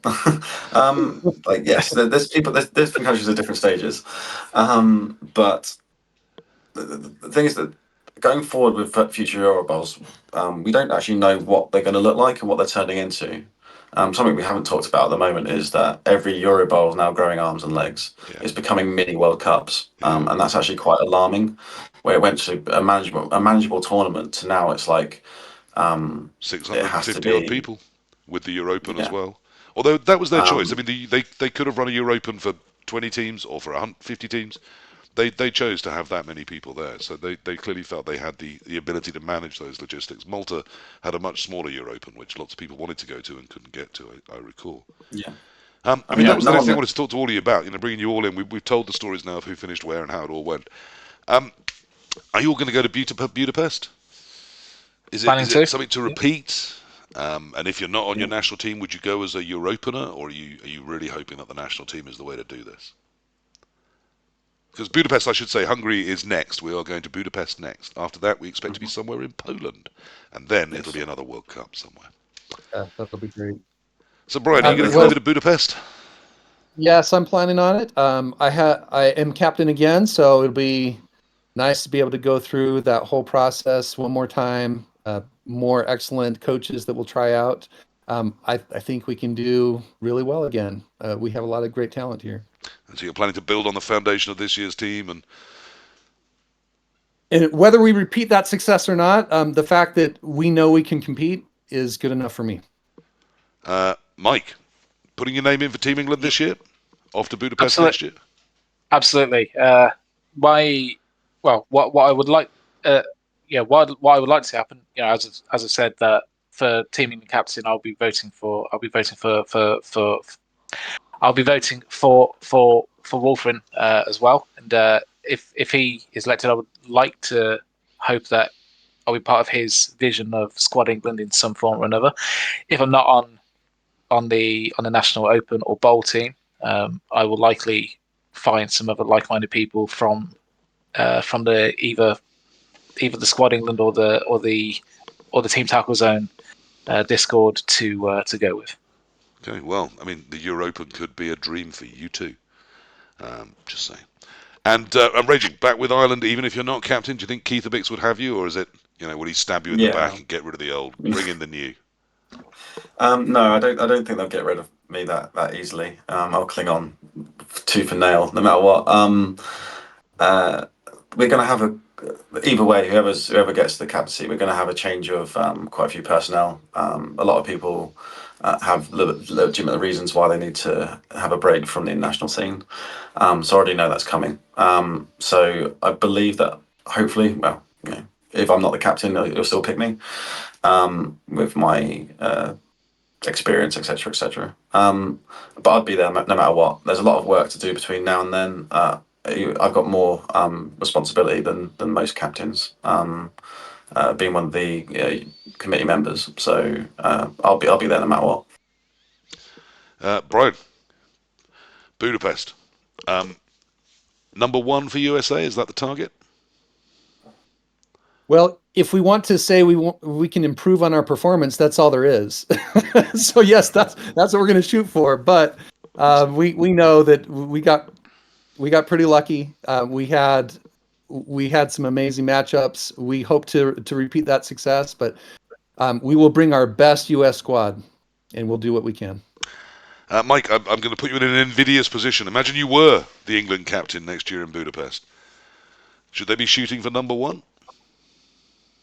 Yeah, I would imagine so. I mean, with the history of Team England, with so many strong coaches, there's no reason as to why to not expect to see Team England, back at the heights that we're used to seeing them at. Okay. And Daniel, let's assume that 28 becomes, say, 30. Nice even number for you to contend with. In Budapest, there's 30 races, 30 nations. Sorry. Top 10, top half, top three. Top 10. Top 10 is normally our goal. But who knows? Maybe That'd be in better. the top 33.3%. Yeah, I'm not saying it, but yes, yeah, Okay. with person 33 and a third. I would never do that accent. I think that's very toxic. Obviously, as an Irishman. Oh yeah. No, as an Irishman, Cool. it's fine. Just I can't. Yeah. No, I think with the right prep and the right attitude, we could do really well in Budapest. I'm looking forward to it.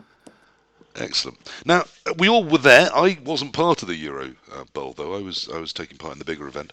How did it go? Any notes for them? Was it well run? Would you hope things changed next time? Was the timings okay? Do you think chess clocks should be mandatory? Was the space okay? What do you think about it all?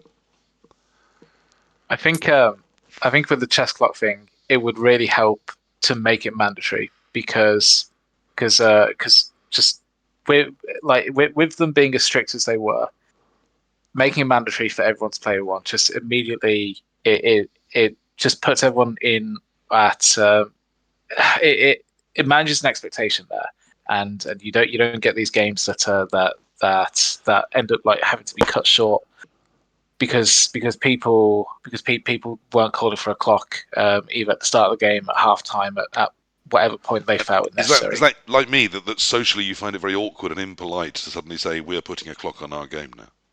Yeah, I mean, I've spoken to a few people who have felt that in just even in different tournaments around, and you can feel that you come across a bit of an arsehole if you do that. But I think in that setting, I think just with the expectation of being in that setting, no one would perceive you as that. But Yeah, you still using a can't. clock, socially awkward and coming over as a bit of an arsehole. I can't imagine that bothering an American, though. Brian, do you, just by national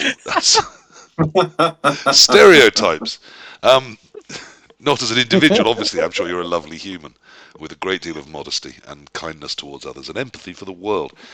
America, chess clocks, is it a thing? Should we all be using them? What do you think, Brian? You don't see it as much. You do have it. Typically, our rule is if you're behind at halftime, pull it out. So if you're behind, that's when to do it. What about the chess clocks? I saw where your brain went there, Daniel, and no, we're not going there. Yeah. Rake said it. I didn't say a thing. I was looking in the wrong corner then. But I would agree with Mike. In an event like Eurobowl, I don't think anyone would have any problem with it. I had several opponents who just brought it out to start. No problem. We can deal with that. Maybe some of your other tournaments where it's not as competitive, or maybe timing isn't such an issue. It might feel like a different mood, but I don't mind Eurobowl at all. Yeah, as I said on the last episode, I actually found against the vampire coach I faced, I did it for them. Yeah. Because it sped them up a little bit, and it gave them, look, this is how much time you've got to do the 8 million rolls you need to do. I'm going to try and do everything I can as quick as possible to give you that time, but really I don't want you using my time, and I want you cognizant of your challenge. And it did mean we got done in time, which I think without that, I'm not sure we would have done. I think as well. That's also kind of part of like everyone's feelings when they're there. They're like, no one wants to win a game because their opponent ran out of time. You want to win a game because you played it and you won it legitimately. 100%. Yeah. I still feel a real rift in the community, exactly as we talk about it. Little Yoshi, who's very welcome in the stream, nice to have him here, is saying that it would really put him off a tournament. Dimmy G, newer to the tournament scene, maybe. One of these enfant terribles off of that internet I hear about, saying that he feels there's no other way forward. Daniel, it's not just that. It's also we have to be very careful enforcing rules on future hosts, making things mandatory throughout. Because the thing is, as well, there's been a lot of talk about what happens to the global scene of Blood Bowl when the Eurobowl releases its rules. A lot of countries, because they want to practice, will adopt those tournaments. Is that now going to enforce clocks throughout, standardized across the whole of NAF tournaments, dictating how people play the game that they like, where not everyone has that same mindset, where some people still see it as a beer and pretzels game, etc. Not everyone's there to be the best of the best. So we've got to be very careful when we make these statements of what we can change, what we can't change. It's something we're very conscious of in the committee, and it's a difficult one to balance because tiering, star players. There's so many things to talk about. Decisions being made on, and if people want to have their own flavour as well, like with Athens, a lot of people when they first saw the rule set, they didn't complain so much about the rule set, but it was more about the gifts because it takes tiering and then it just alters it. But we didn't want to stop them from having their spin on it, and it worked out well. People, I think, enjoyed the tournament. It didn't hinder anyone with the races. It shook up the meta a little bit. Whereas it's something we need to look at going forward. Like, do we need a shake of the meta every single year, and then all these tournaments are being affected by it, etc., etc., or do we now start curbing things? I'll come to you third on this. Let's turn this into a question. It's been bouncing around a lot since the new Eurobowls rules have been released and since the Eurobowl has happened. And lots of countries going through their elections and getting captains and teams sorted and organised. They have plenty of time to practice and prepare. The new rule set hit with a bit of a thud, and lots of people said, this is poverty bowl. Much less skills, much less money. There is some ways you can swap some things around to make it, like Athens, lots of different variants of what you could possibly build. But certainly what people are used to maybe having in a NAF-style event got slimmed down quite a lot. On top of that, there's a fair amount of star access and a fair amount of stacking allowable. And some people also felt it was leaning very much into foul bowl, with the stacking obviously meaning that dirty player sneaky git could be very prevalent. Do we care about the rules? Does it matter about the rules? And what do we think about all of this? Just a quick take on it. I know, Daniel, that as part of the committee you may want to be more reticent on this, feel free if you don't want to comment at all. But That's let's start cool. with other people to give you some time to decide what it is, if anything, you want to say about that. Brian, you've seen more than one rule set in your time. What did you think about them? Are you happy with them? Did they put you off or entice you? Um, uh, there are a couple of things that put me off. For the most part, I think they're balanced, but the 4 skill limit is quite limiting for certain teams. So I don't really understand that. This is the first Sorry, type without of notes to tournament. cover this, that is the one controversy I didn't cover, of course. That's the remaining fifth one, which is, yes, that you can only take 4 of any skill. And if you already have the skills on the team, so for example, if you take Dark Elves and you take 4 Blitzers, you already have 4 block, so you can't put block on anyone at all because it counts skills That's already right. on the team. That's the other So controversial thing, yeah. Sorry, Brian. that does feel quite limiting. Probably even favors certain teams more than others. And I don't love tournaments where there are certain teams that just are the obvious choice. So that will be one thing. We'll deal with it, no problem. We'll still build some good rosters, but it is limiting. I think the sad thing for me though was it really hurts some of our stunty friends because you can't take bribes if you have an hooligan on your squad or on your roster or anyone else with a sneaky get dirty player. That seemed also a little unfair towards our little guys, but we'll deal with that too. I think they put a wrinkle in now that as long as you start with one of them as a basic, you can get bribes. So I think hooligans can, and Ah, interestingly, okay. death rollers can. But I think if you put, sneaky git and dirty player on, say, a halfling or a human catcher, then you can't take bribes with it. I think that's the wrinkle they've gone with there. Makes Mike, are sense. you a fan of these new rules? Do they make you excited for Hungary? Are you hungry for Hungary? I like all of. I'm fine with all of the rules except for that cap on taking. You're going to take 4 of a skill unless you've already got it. Like I Why? hate that rule. Why? So there's so many teams that are restricted by that, but then there's certain teams that just ignore it. So like Undead, ignore that. Amazons, ignore that. They're already 2 of the best teams in the game, and they ignore this restriction. That's something that Lizardmen, um, that they get hindered quite massively by that. They can only take 4 block now. Teams like Corn suddenly struggle a bit because they're very limited on how much block they can take. Dark Elves, like you say, they can't. Well, not that they need the help, but like when you have like a tier 1 team like them, that um, they can't take 3 dodge now. They can only take 2. They can't take any more block. That so it's if it affected all teams equally, it wouldn't be, it would be fine. Okay, But but just as a counter argument, and as it happens, I tend to agree. I think it's the secondary issue. I think stacking is a bigger issue. Um, whatever rule set we have, 8 teams are going to be the obvious choice no matter what. So yeah, the fact that we've ruled a few out and said some others are still going to be obvious choices, no matter whatever rule set you build, the most of the teams at the Eurobowl will have 6 of the 8 that really should be in every squad. So does Right. it matter if a couple of them aren't Dark Elves this time round? I what I think matters is that they have tiering based on a more standardized rule set, but then their rule set completely mixes up the tiers. So like the certain teams that would be a higher tier in this rule set, the stuff they can't do. So realistically, it's not fair to put them in as high a tier as with the likes of like Amazons or Undead when they get massively hampered. So it's like, for example, I wouldn't say it's fair to put Lizards in tier 1 in this rule set because of the restrictions that they face that other tier 1 teams don't. Yeah, but that's a very Anglo-centric view. A lot of Europeans would tell you that lizards should only have 4 or 5 block anyway, and that it's Sure, only yeah, us yeah, that's backward English people that still coach them with 6 block. The sure, yeah, the yeah, one saving grace there is we're all affected equally. Yeah, Every squad has to make those absolutely. tough yeah. decisions.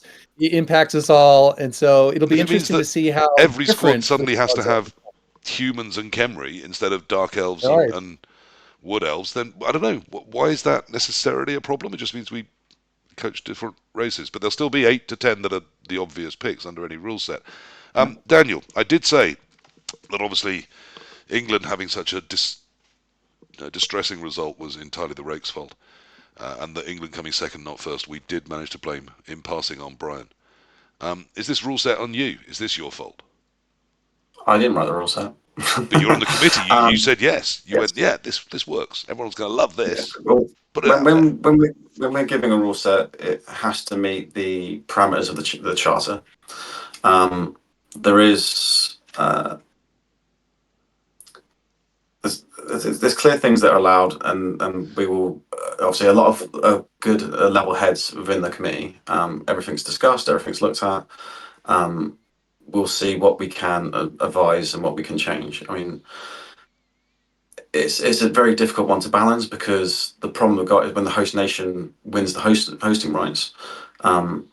There's certain time frames and stuff that they might be put under, but then also they're put under a lot of stress, a lot of pressure. They've got to host a phenomenally large tournament. They've got to produce a rule set that is workable, and we will grill them on it. I mean, that's what we do.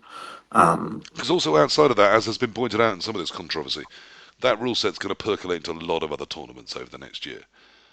People wanting to Yes, but practice. that's as you just pointed out there. One, it's their spin on it.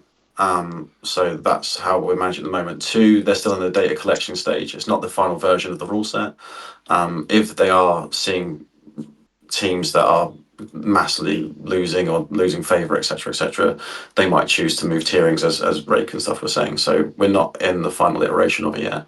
I don't see the rule set changing so drastically. It's totally opposite of what it is now. They're not going to chuck the baby out with the bathwater.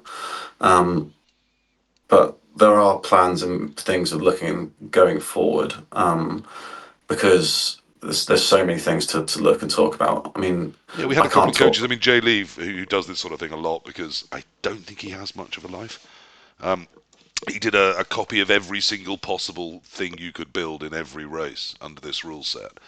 And I think even some of the people that wrote the rule set were a little frightened by just how many abusive star builds can be brought in using Hathark or one of the other sort of big nasties. Yeah, Did but that it's surprise like people? Do you think? it's like you said before. When they start having tournaments, if every tournament's won by a team with a certain star player, then that star player will just end up getting banned. It's the sort of understanding of before the last rule set in Athens why we made the decision to ban Varag when he wasn't on the initial banned star player list.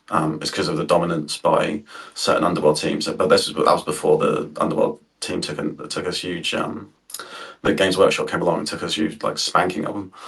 Um, it, we need data first to see what this rule set produces. If there's too many glaring broken rosters, they'll come out in these build-up tournaments before Budapest. So You can then, tell I'm mellowing. I want to say to the Blood Bowl community, so really the best feedback you can give them on the rule set is go out there and play it.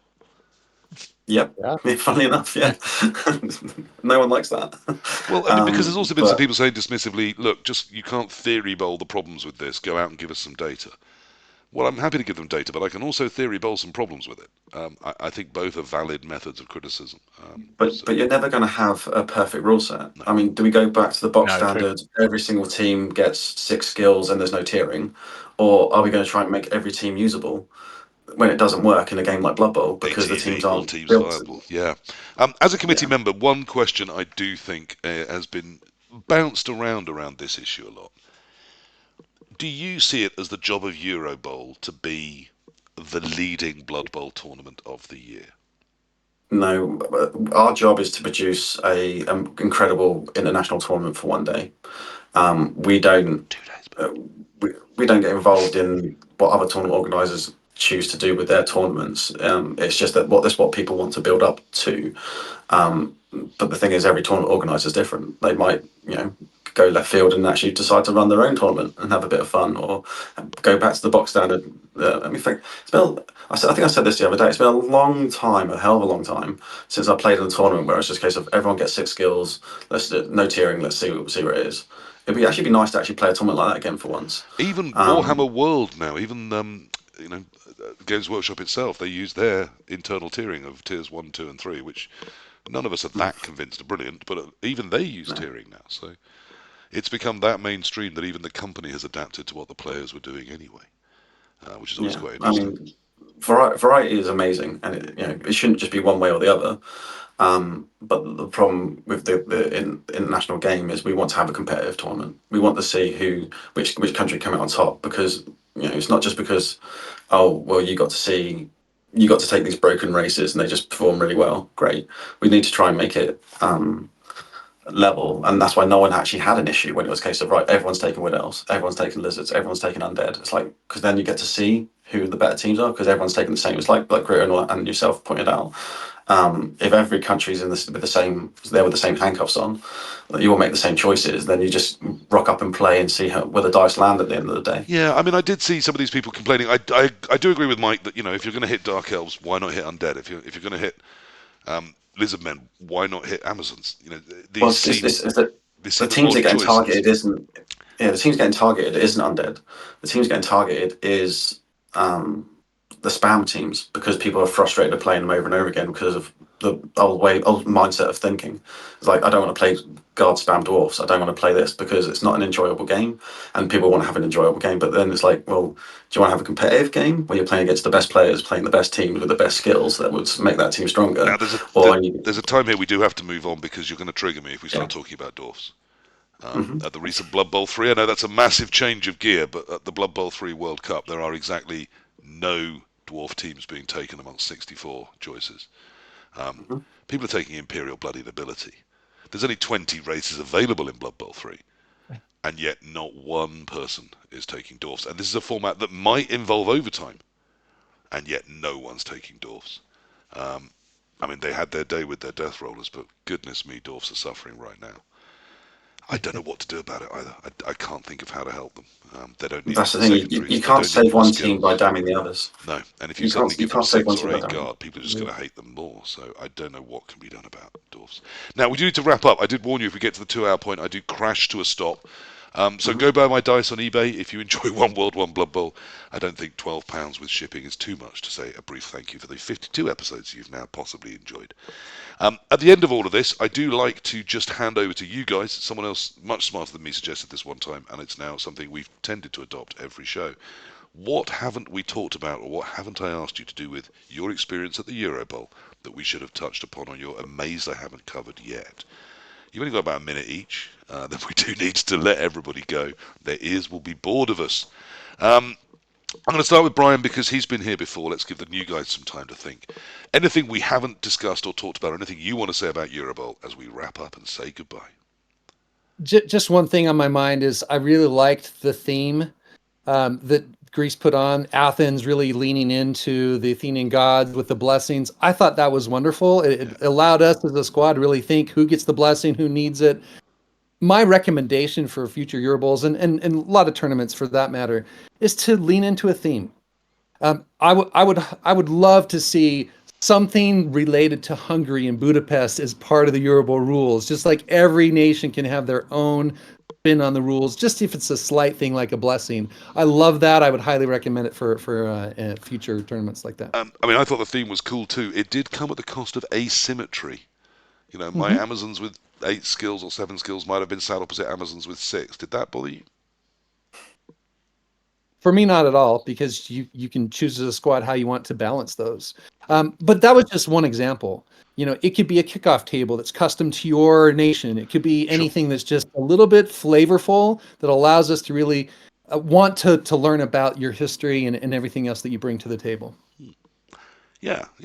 I can see that. If we go to a World Cup in America, then, as well as all of our, obviously, lunches and dinners being deep fried, perhaps, the halfling chef could have deep fried food for the halflings, and that could be slightly different, or something like that. Daniel, raging. Are you raging? Did it make you angry? Is there anything we haven't covered? What do you want to tell me about Athens and Eurobowl 24? No, the guys did a fantastic job of putting it together in the day. Yeah.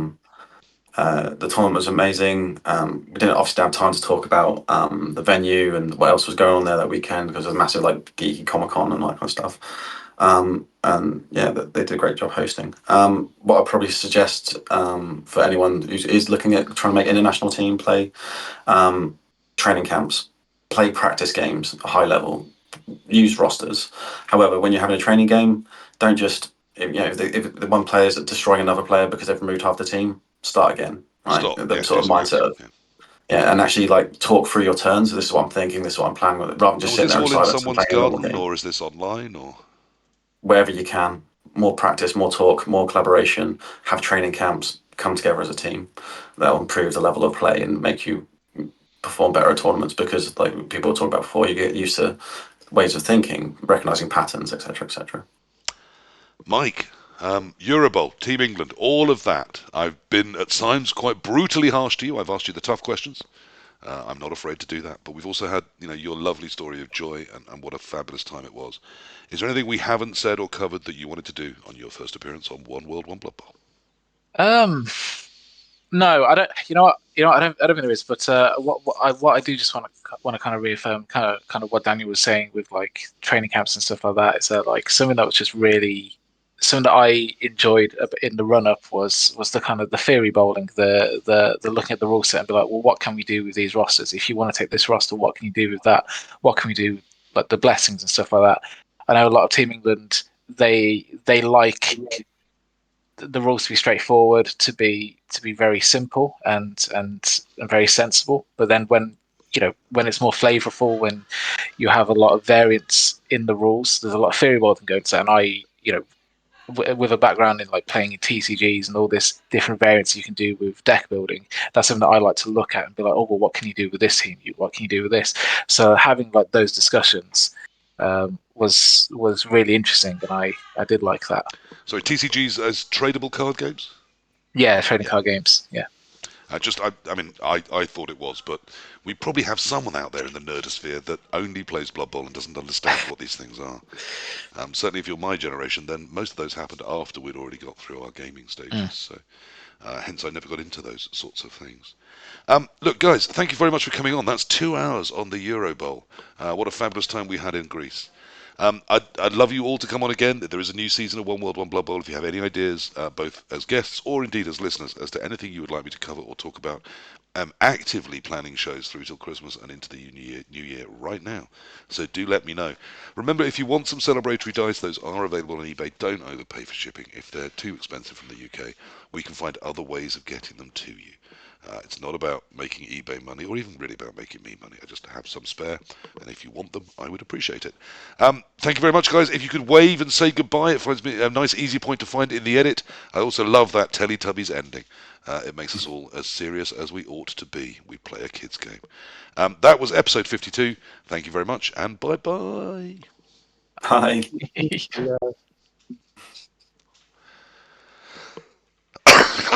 Okay, so that